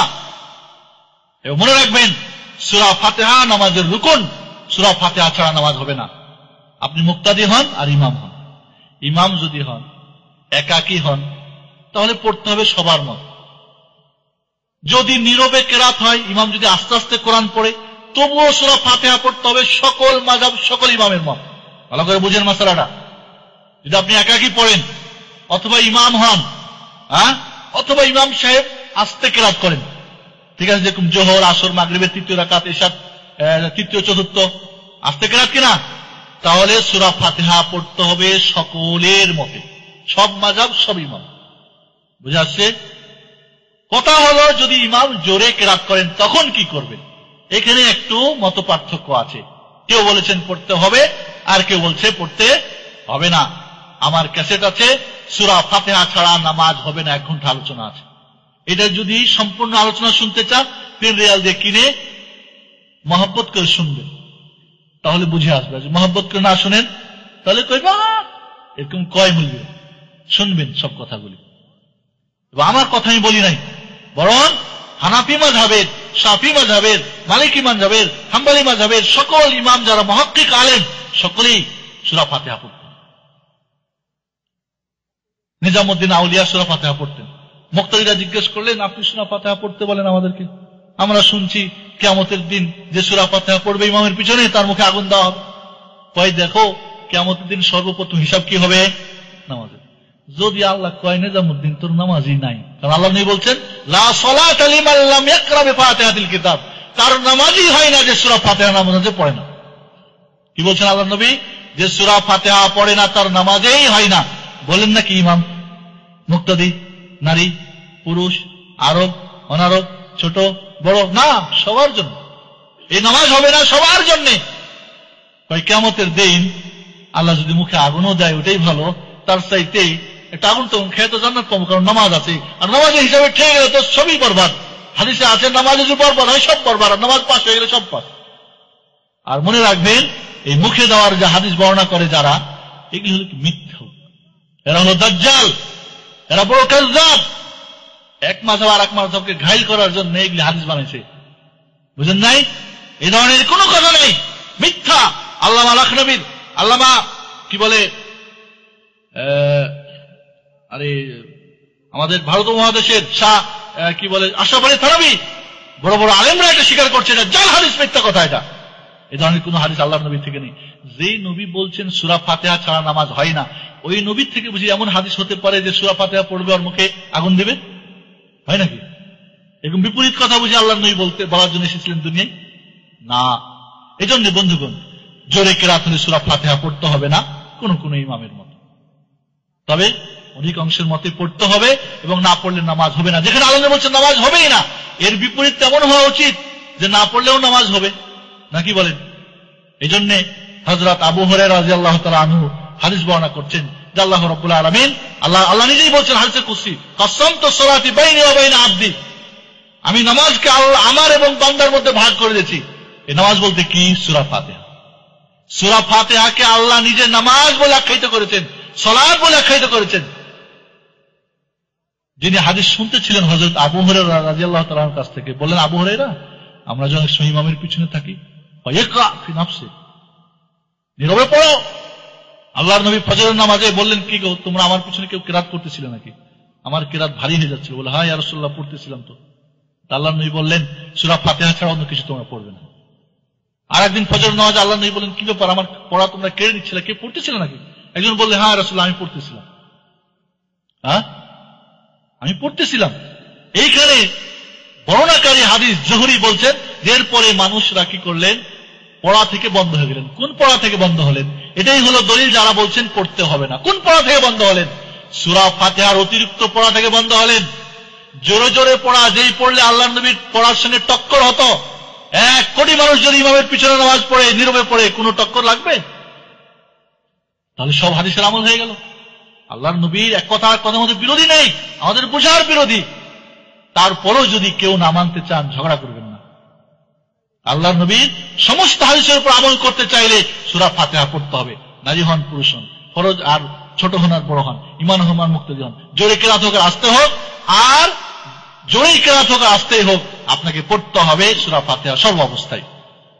সূরা ফাতিহা পড়ার পরে এবার আমিন বলতে হবে। যিনি ইমাম থাকবেন তিনি পড়ার পরে গায়রিল মাগদুবি আলাইহিম ওয়ালাদ-দাল্লিনের সঙ্গে আমিন বলবেন। এর সঙ্গে সঙ্গে মুক্তাদিরাও জোরে আমিন বলবেন, কিছু জোরে, আস্তে না। আল্লাহ নবী বলেন, ইদা আম্মার আল ইমামু ফাআমিনু, ইমাম যখন আমিন বলবে তখন তোমরা আমিন বলো। ইমাম যদি আস্তে বলে, তো বললো কিনা বুঝলেন নাকি? বোঝা যাবে। হাদিসে বলছে, ইমাম যখন আমিন বলবে তোমরা আমিন বলবে, এর মানে জোরে, ঠিক না ঠিক? অন্য হাদিস আছে, ইদা ক্বালা আল ইমামু গায়রিল মাগদুবি আলাইহিম ওয়ালাদ-দাল্লিন ফাকুলু আমিন, ইমাম যখন গায়রিল মাগদুবি আলাইহিম ওয়ালাদ-দাল্লিন বলবে তখন আমিন বল। এই দুই হাদিস একসঙ্গে আমলের যোগ্য হলো এইভাবে, যে ইমাম গায়রিল মাগদুবি আলাইহিম ওয়ালাদ-দাল্লিন বলে আমিন বলবে, মুক্তাদিও আমিন বলবে, জোরে আমিন বলতে হবে। আল্লাহর নবীর হাদিস থেকে, আল্লাহর নবীর জোরে আমিন বলার হাদিসগুলি সহিহ, আস্তে বলার কোন সহিহ হাদিস নেই, কোন সহিহ হাদিস নেই। মাদ্দা বিহা সাওতাহু, রাফা বিহা সাওতাহু, খাফাদা বিহা সাওতাহু, রাফা বিহা সাওতাহু। আল্লাহর নবী এমন জোরে আমিন বলতে, আল্লাহর নবীর মসজিদে খেজুর পাতার মসজিদ গুম করে শব্দ হতো। খেজুর পাতার মসজিদ, আস্তে আমিন বলে গুম শব্দ হবে নাকি ভাই? হবে না। আলহামদুলিল্লাহ, আজও হারামাইনে ওই জোরে আমিনের আমল আজও আছে, আল্লাহ করে। এই জন্য আমিন তো সবাই বলতে হবে, সব মাযহাবেই সব ইমামরাই আমিন বলতে বলেছেন। কেউ বলেছেন আস্তে, কেউ বলছে জোরে, কিন্তু জোরে বলতে হবে, এটাই হলো সহিহ। আস্তে বলার কোন সহিহ দলিল নেই। আল্লাহ নবী বলেন, তোমরা জোরে আমিন বলো। এই আমিন বললে ইহুদিদের গায়ে আগুন জ্বলে, কারণ গায়রিল মাগদুবি আলাইহিম ওয়ালাদ-দাল্লিন ইহুদি আর খ্রিস্টানদের বিরুদ্ধে এখানে দোয়া, ঠিক কিনা? ওরা পথভ্রষ্ট এবং আল্লাহর গজব প্রাপ্ত। আমিন, আল্লাহ খবরদার ওদের মতো করো না, ওদের উপর বদদোয়া হচ্ছে, আমাদের জন্য দোয়া হচ্ছে, ঠিক কিনা? তাহলে ওদের রাগ করার কথা কিনা? আপনার জন্য যদি কেউ বদদোয়া করে, রাগ হবেন না খুশি হবেন? আল্লাহ নবী বলেন, তোমাদের সালাম এবং এই আমিন বলাতে ইহুদিদের গা জ্বলে, তোমরা আমিন বলো। তাহলে জয়ীফ হাদিস নিয়ে যদি আমরা সেই হাদিসের বিরুদ্ধে যদি স্লোগান দিই বা এটার বিরুদ্ধে কথা বলি, তাহলে কি এটা অন্যায় হবে। এই জন্য জোরে আমিন বলাই হলো বিশুদ্ধ হাদিস, আস্তে বলার কোন সহিহ দলিল নেই। এবার আপনি সূরা পড়বেন, ঠিক আছে? অন্য একটা সূরা পড়বেন, মুক্তাদি হলে আর পড়ার দরকার নেই। যদি নীরবে কেরাত হয়, জোহর আসর যেমন, তাহলে প্রথম 2 রাকাতে সূরা ফাতিহার সঙ্গে অন্য সূরা আপনি পড়তে পারেন। আর যদি জোরে কেরাত হয়, তাহলে প্রথম 2 রাকাতে শুধু সূরা ফাতিহা পড়বেন ইমামের সঙ্গে, অথবা ইমামের গ্যাপে গ্যাপে, অথবা ইমাম যদি বিরতি দেয় তাহলে যে কোনো ভাবে আপনাকে পড়তে হবে। যে কোনো ভাবে ইমামের আগে সঙ্গে সঙ্গে বা পরে বা গ্যাপে গ্যাপে পড়ে নেবেন, যেভাবেই পড়ার চেষ্টা করবেন।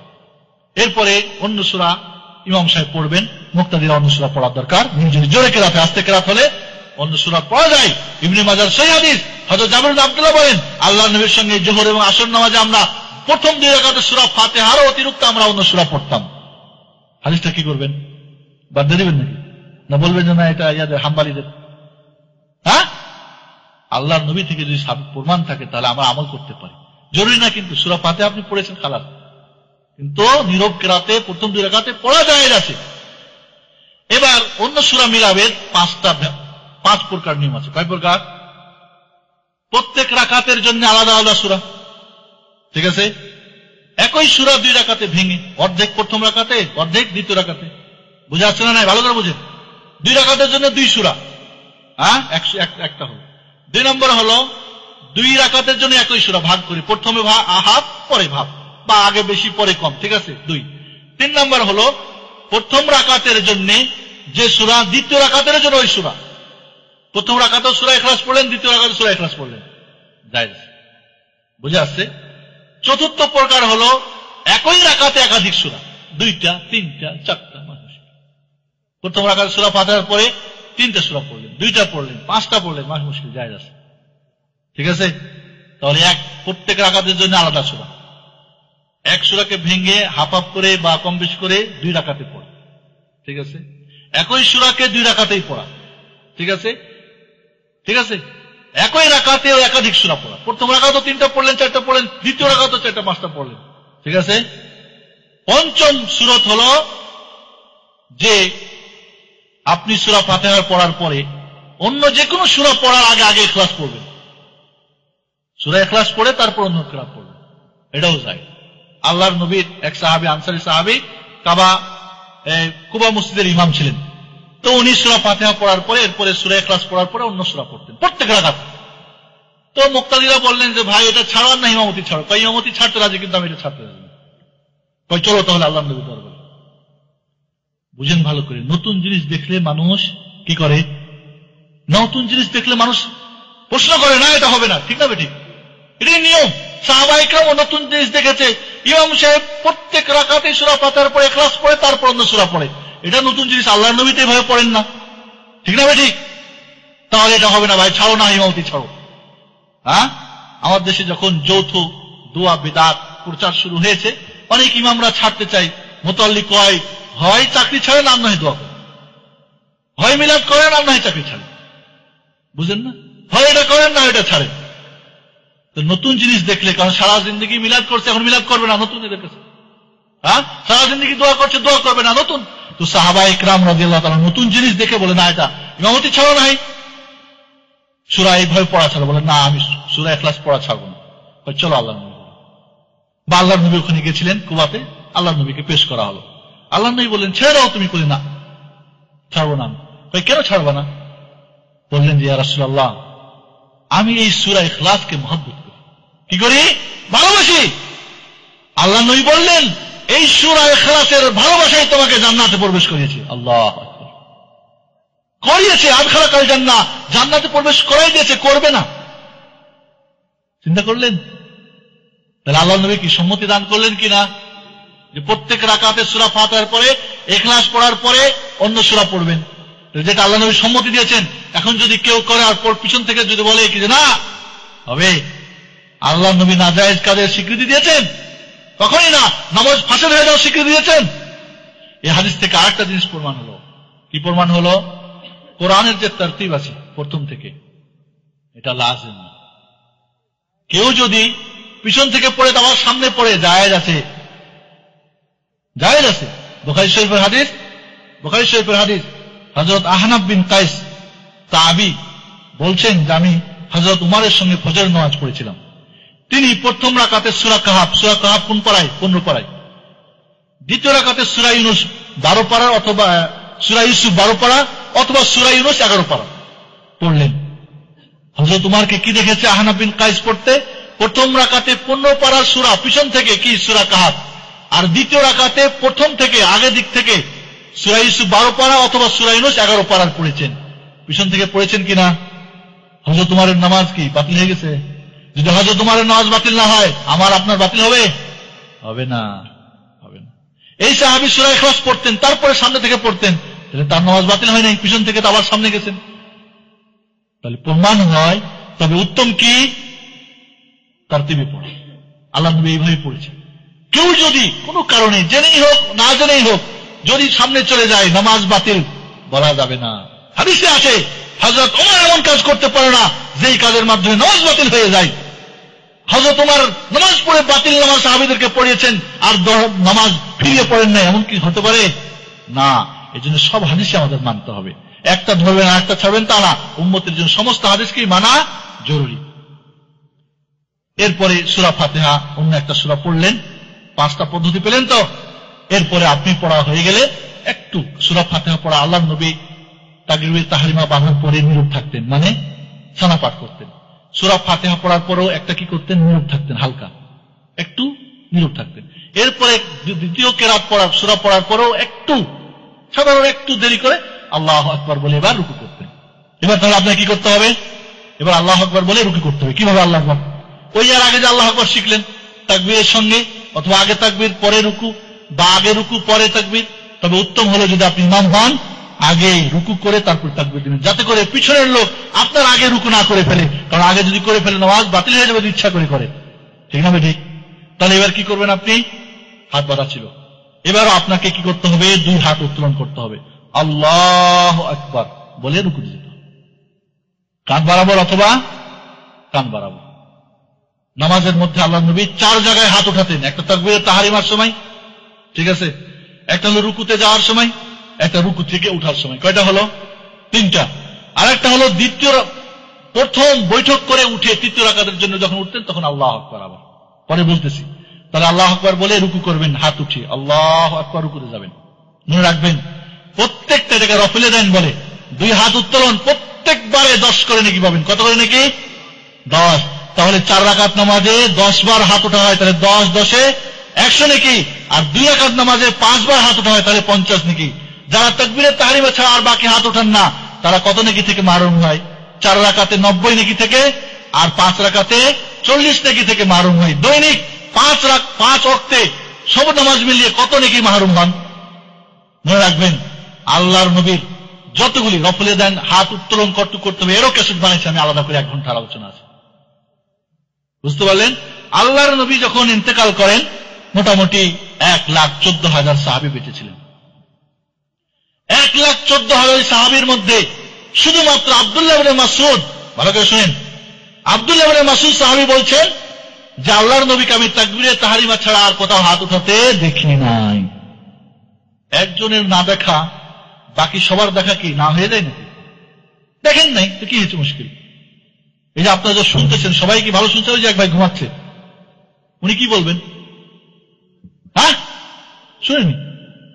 তাহলে নামাজরত অবস্থায় আল্লাহ নবী হাত উঠিয়েছেন, এটা সহিহ হাদিস দ্বারা 400 হাদিস 50 জন সাহাবী বর্ণনা করেছেন, মুতাওয়াতির হাদিস, যার মধ্যে আশারে মুবাশশারা আবু বকর, ওমর, উসমান, আলী, আরো 6 জন জান্নাতি সার্টিফিকেট প্রাপ্ত সাহাবী, 50 জন সাহাবী মুতাওয়াতির। ইসলামের এমন কোন মাসলা নেই যেখানে এত সংখ্যক সাহাবীর এত সংখ্যক হাদিস বর্ণনা হয়েছে। কোন ব্যাপারে একটা হয়েছে, কোন ব্যাপারে 5টা, কোন ব্যাপারে 3টা, 4টা, 400-এর অধিক হাদিস বর্ণনা হয়েছে শুধু হাত উঠার ব্যাপারে 50 জন সাহাবী থেকে। এরপর আব্দুল্লাহ ইবনে মাসউদ বলেছেন যে আমি আল্লাহর নবীকে তাকবীরে তাহরিমা ছাড়া আর দেখিনি, বলে এটা দ্বারা ওগুলি বাদ হয়ে গেছে। দেখি ঠিক আল্লাহর নবী ইন্তেকাল পর্যন্ত হাত উঠিয়েছেন, তারও সহিহ হাদিস দ্বারা প্রমাণিত, মৃত্যুর আগ পর্যন্ত। আব্দুল্লাহ ইবনে মাসউদের হাদিস দ্বারা আল্লাহর নবীর সব আমল বাদ হয়ে গেল? এটা বুঝার ভুল না। যেহেতু আব্দুল্লাহ ইবনে মাসউদ রাদিয়াল্লাহু তাআলা হাদিস দিয়ে আমরা ফতোয়া দিয়ে দিয়েছি, এখন যদি ওটাকে বাদ করে দিয়ে আমরা হাত উঠা শুরু করি তাহলে ওই রফলে দানি হয়ে যাবে। আপনি রফলে দানি হবেন না আল্লাহর নবীর খাঁটি উম্মত হবেন? রফলে দানি হবেন না আপনি আল্লাহর নবীর সুন্নাত আমল করবেন? রফলে দানি হবেন না আপনি আল্লাহর নবীর এইভাবে নামাজ পড়ে আল্লাহর কাছে নামাজ কবুল হবে? রফলে দানি হবেন না এইভাবে নামাজ পড়ে দৈনিক আপনি কত নেকি বেশি অর্জন করবেন? মাকহুল একজন একজন আলেম হযরত ইমাম আবু হানিফা রাহমাতুল্লাহ আলাইহি থেকে বর্ণনা করেছেন যে হাত উঠাবে তার নামাজ ফাসিদ হয়ে যাবে। এটা মিথ্যা কথা। ইমাম আবু হানিফা বলে গেছেন ইদা সাহাল হাদিস ফাহুয়া মাযহাবি, সহিহ হাদিস পাইলে ওটা গ্রহণ করবে, আমার ওটা মাযহাব। সকল ইমামরা বলে গেছেন, 4 জন ইমাম রাহিমাহুল্লাহ জামিআন বলে গেছেন যখনই সহিহ হাদিস পাবে আমার কথাকে দেওয়ালে ছুঁড়ে দেবে, আল্লাহর কথা আল্লাহর নবীর কথা তোমরা গ্রহণ করবে। আচ্ছা কোন ইমাম কেমন কথা বলতে পারেন যে আমার কথা যদি আল্লাহ রসুলের কথার সঙ্গে বিপরীত হয় তাহলে আমার কথা ধরিয়ে আর ওগুলি বাদ দিও? কোন ইমাম বলতে পারে? একজন বাজে লোকও কথা বলবে না ভাই। ইমামরা আমানত রক্ষা করে গেছেন, যে যেভাবে পেয়েছেন তারা ফতোয়া দিয়ে গেছেন, ভুলের ঊর্ধ্বে না তারা। ভুল হয়েছে, 4 ইমামেরই ভুল হয়েছে, সকল যুগে ভুল হয়েছে। আবু বকর রাদিয়াল্লাহু তাআলা যদি ভুল হতে পারে ওমরের যদি ভুল হয়, ওসমানের যদি হয়, আলী রাদিয়াল্লাহু তাআলা আনহু আশায়ে মুবাশশিরিনদের যদি ভুল হতে পারে, তাহলে ইমামদের বলা সম্ভব না অসম্ভব? ইমাম কি কম জানতেন? ইমাম জেনে শুনেই বলছে, ইমাম জেনে শুনেই বলছে, ওই জন্য বলছে যে আমার কথা বিপরীত হলে বাদ দিও। জানেন যে আমার কথার মধ্যে বিপরীত হবে, জানেন যে উনি অনেক কিয়াস করে, অনেক নিজের মতে ফতোয়া দিয়েছে, হাদিস পান নাই। না হলে যদি হাদিস দিয়ে ফতোয়া দেয়, তারপরে কেউ বলে যে আমারটা বাদ দিও, তিনি তো কনফার্ম যে না হাদিস দিয়ে ফতোয়া দিয়েছি আমি। তাহলে বোঝা গেল ইমাম নিজেও জানতেন যে আমার কথার মধ্যে। এই জন্য ইমাম আবু হানিফা রাহমাতুল্লাহ আলাইহি আবু ইউসুফকে বলছে, বই হাকায় আবু ইউসুফ তুমি ধ্বংস হও। তাহলে যাই বলি তাই লেখো কেন? আজকে একটা ফতোয়া দিয়ে কালকে পরিবর্তন করে দিই, কালকে বলি পরশু দিন পরিবর্তন, পরশু বলি তারপরে আরেকটা পথ বলি। তাহলে হাদিস কোরআন থাকলে কি কোন পথ পরিবর্তন হবে? তাহলে উনি হাদিস কোরআন পান নাই, হাদিসেও নাই ফতোয়া। উনি যে হাদিস জানেন, কোরআনও পাচ্ছেন না খোঁজ করে, আপনি ফতোয়ার জন্য ইমাম সাহেবের দরবারে হাজির হয়েছেন, কি বলবো আপনাকে? ফতোয়া একটা দিবেন কিনা? ইজতিহাদ করে ফতোয়া দিয়েছেন, আর ইজতিহাদটা এখন হাদিসের সঙ্গে টক্কর লাগা যায় হবে? একজন ইমাম ইজতিহাদ করে একটা ফতোয়া দিয়েছেন, এখন আপনি হাদিস পেলেন ইজতিহাদের বিপরীত, ইজতিহাদ বাদ দেবেন না হাদিস বাদ দেবেন? ইজতিহাদ বাদ হয়ে যাবে, কিন্তু তিনি নেকি পাবেন, কারণ তিনি টাকা খেয়ে ফতোয়া দেন নাই, তিনি পরিবৃত্তি অনুসরণ করে ফতোয়া দেন নাই, তিনি মনে চাইছে তাই করছেন তা না, তোমার তাকওয়া, তার পরহেজগার, তার ইমাম বলেন রাহিমাহুল্লাহ, আল্লাহ তাদেরকে রহম করো। কিয়ামতের মাঠে আল্লাহ যে জিজ্ঞেস করে, ইমাম আবু হানিফা তুমি কি তোমার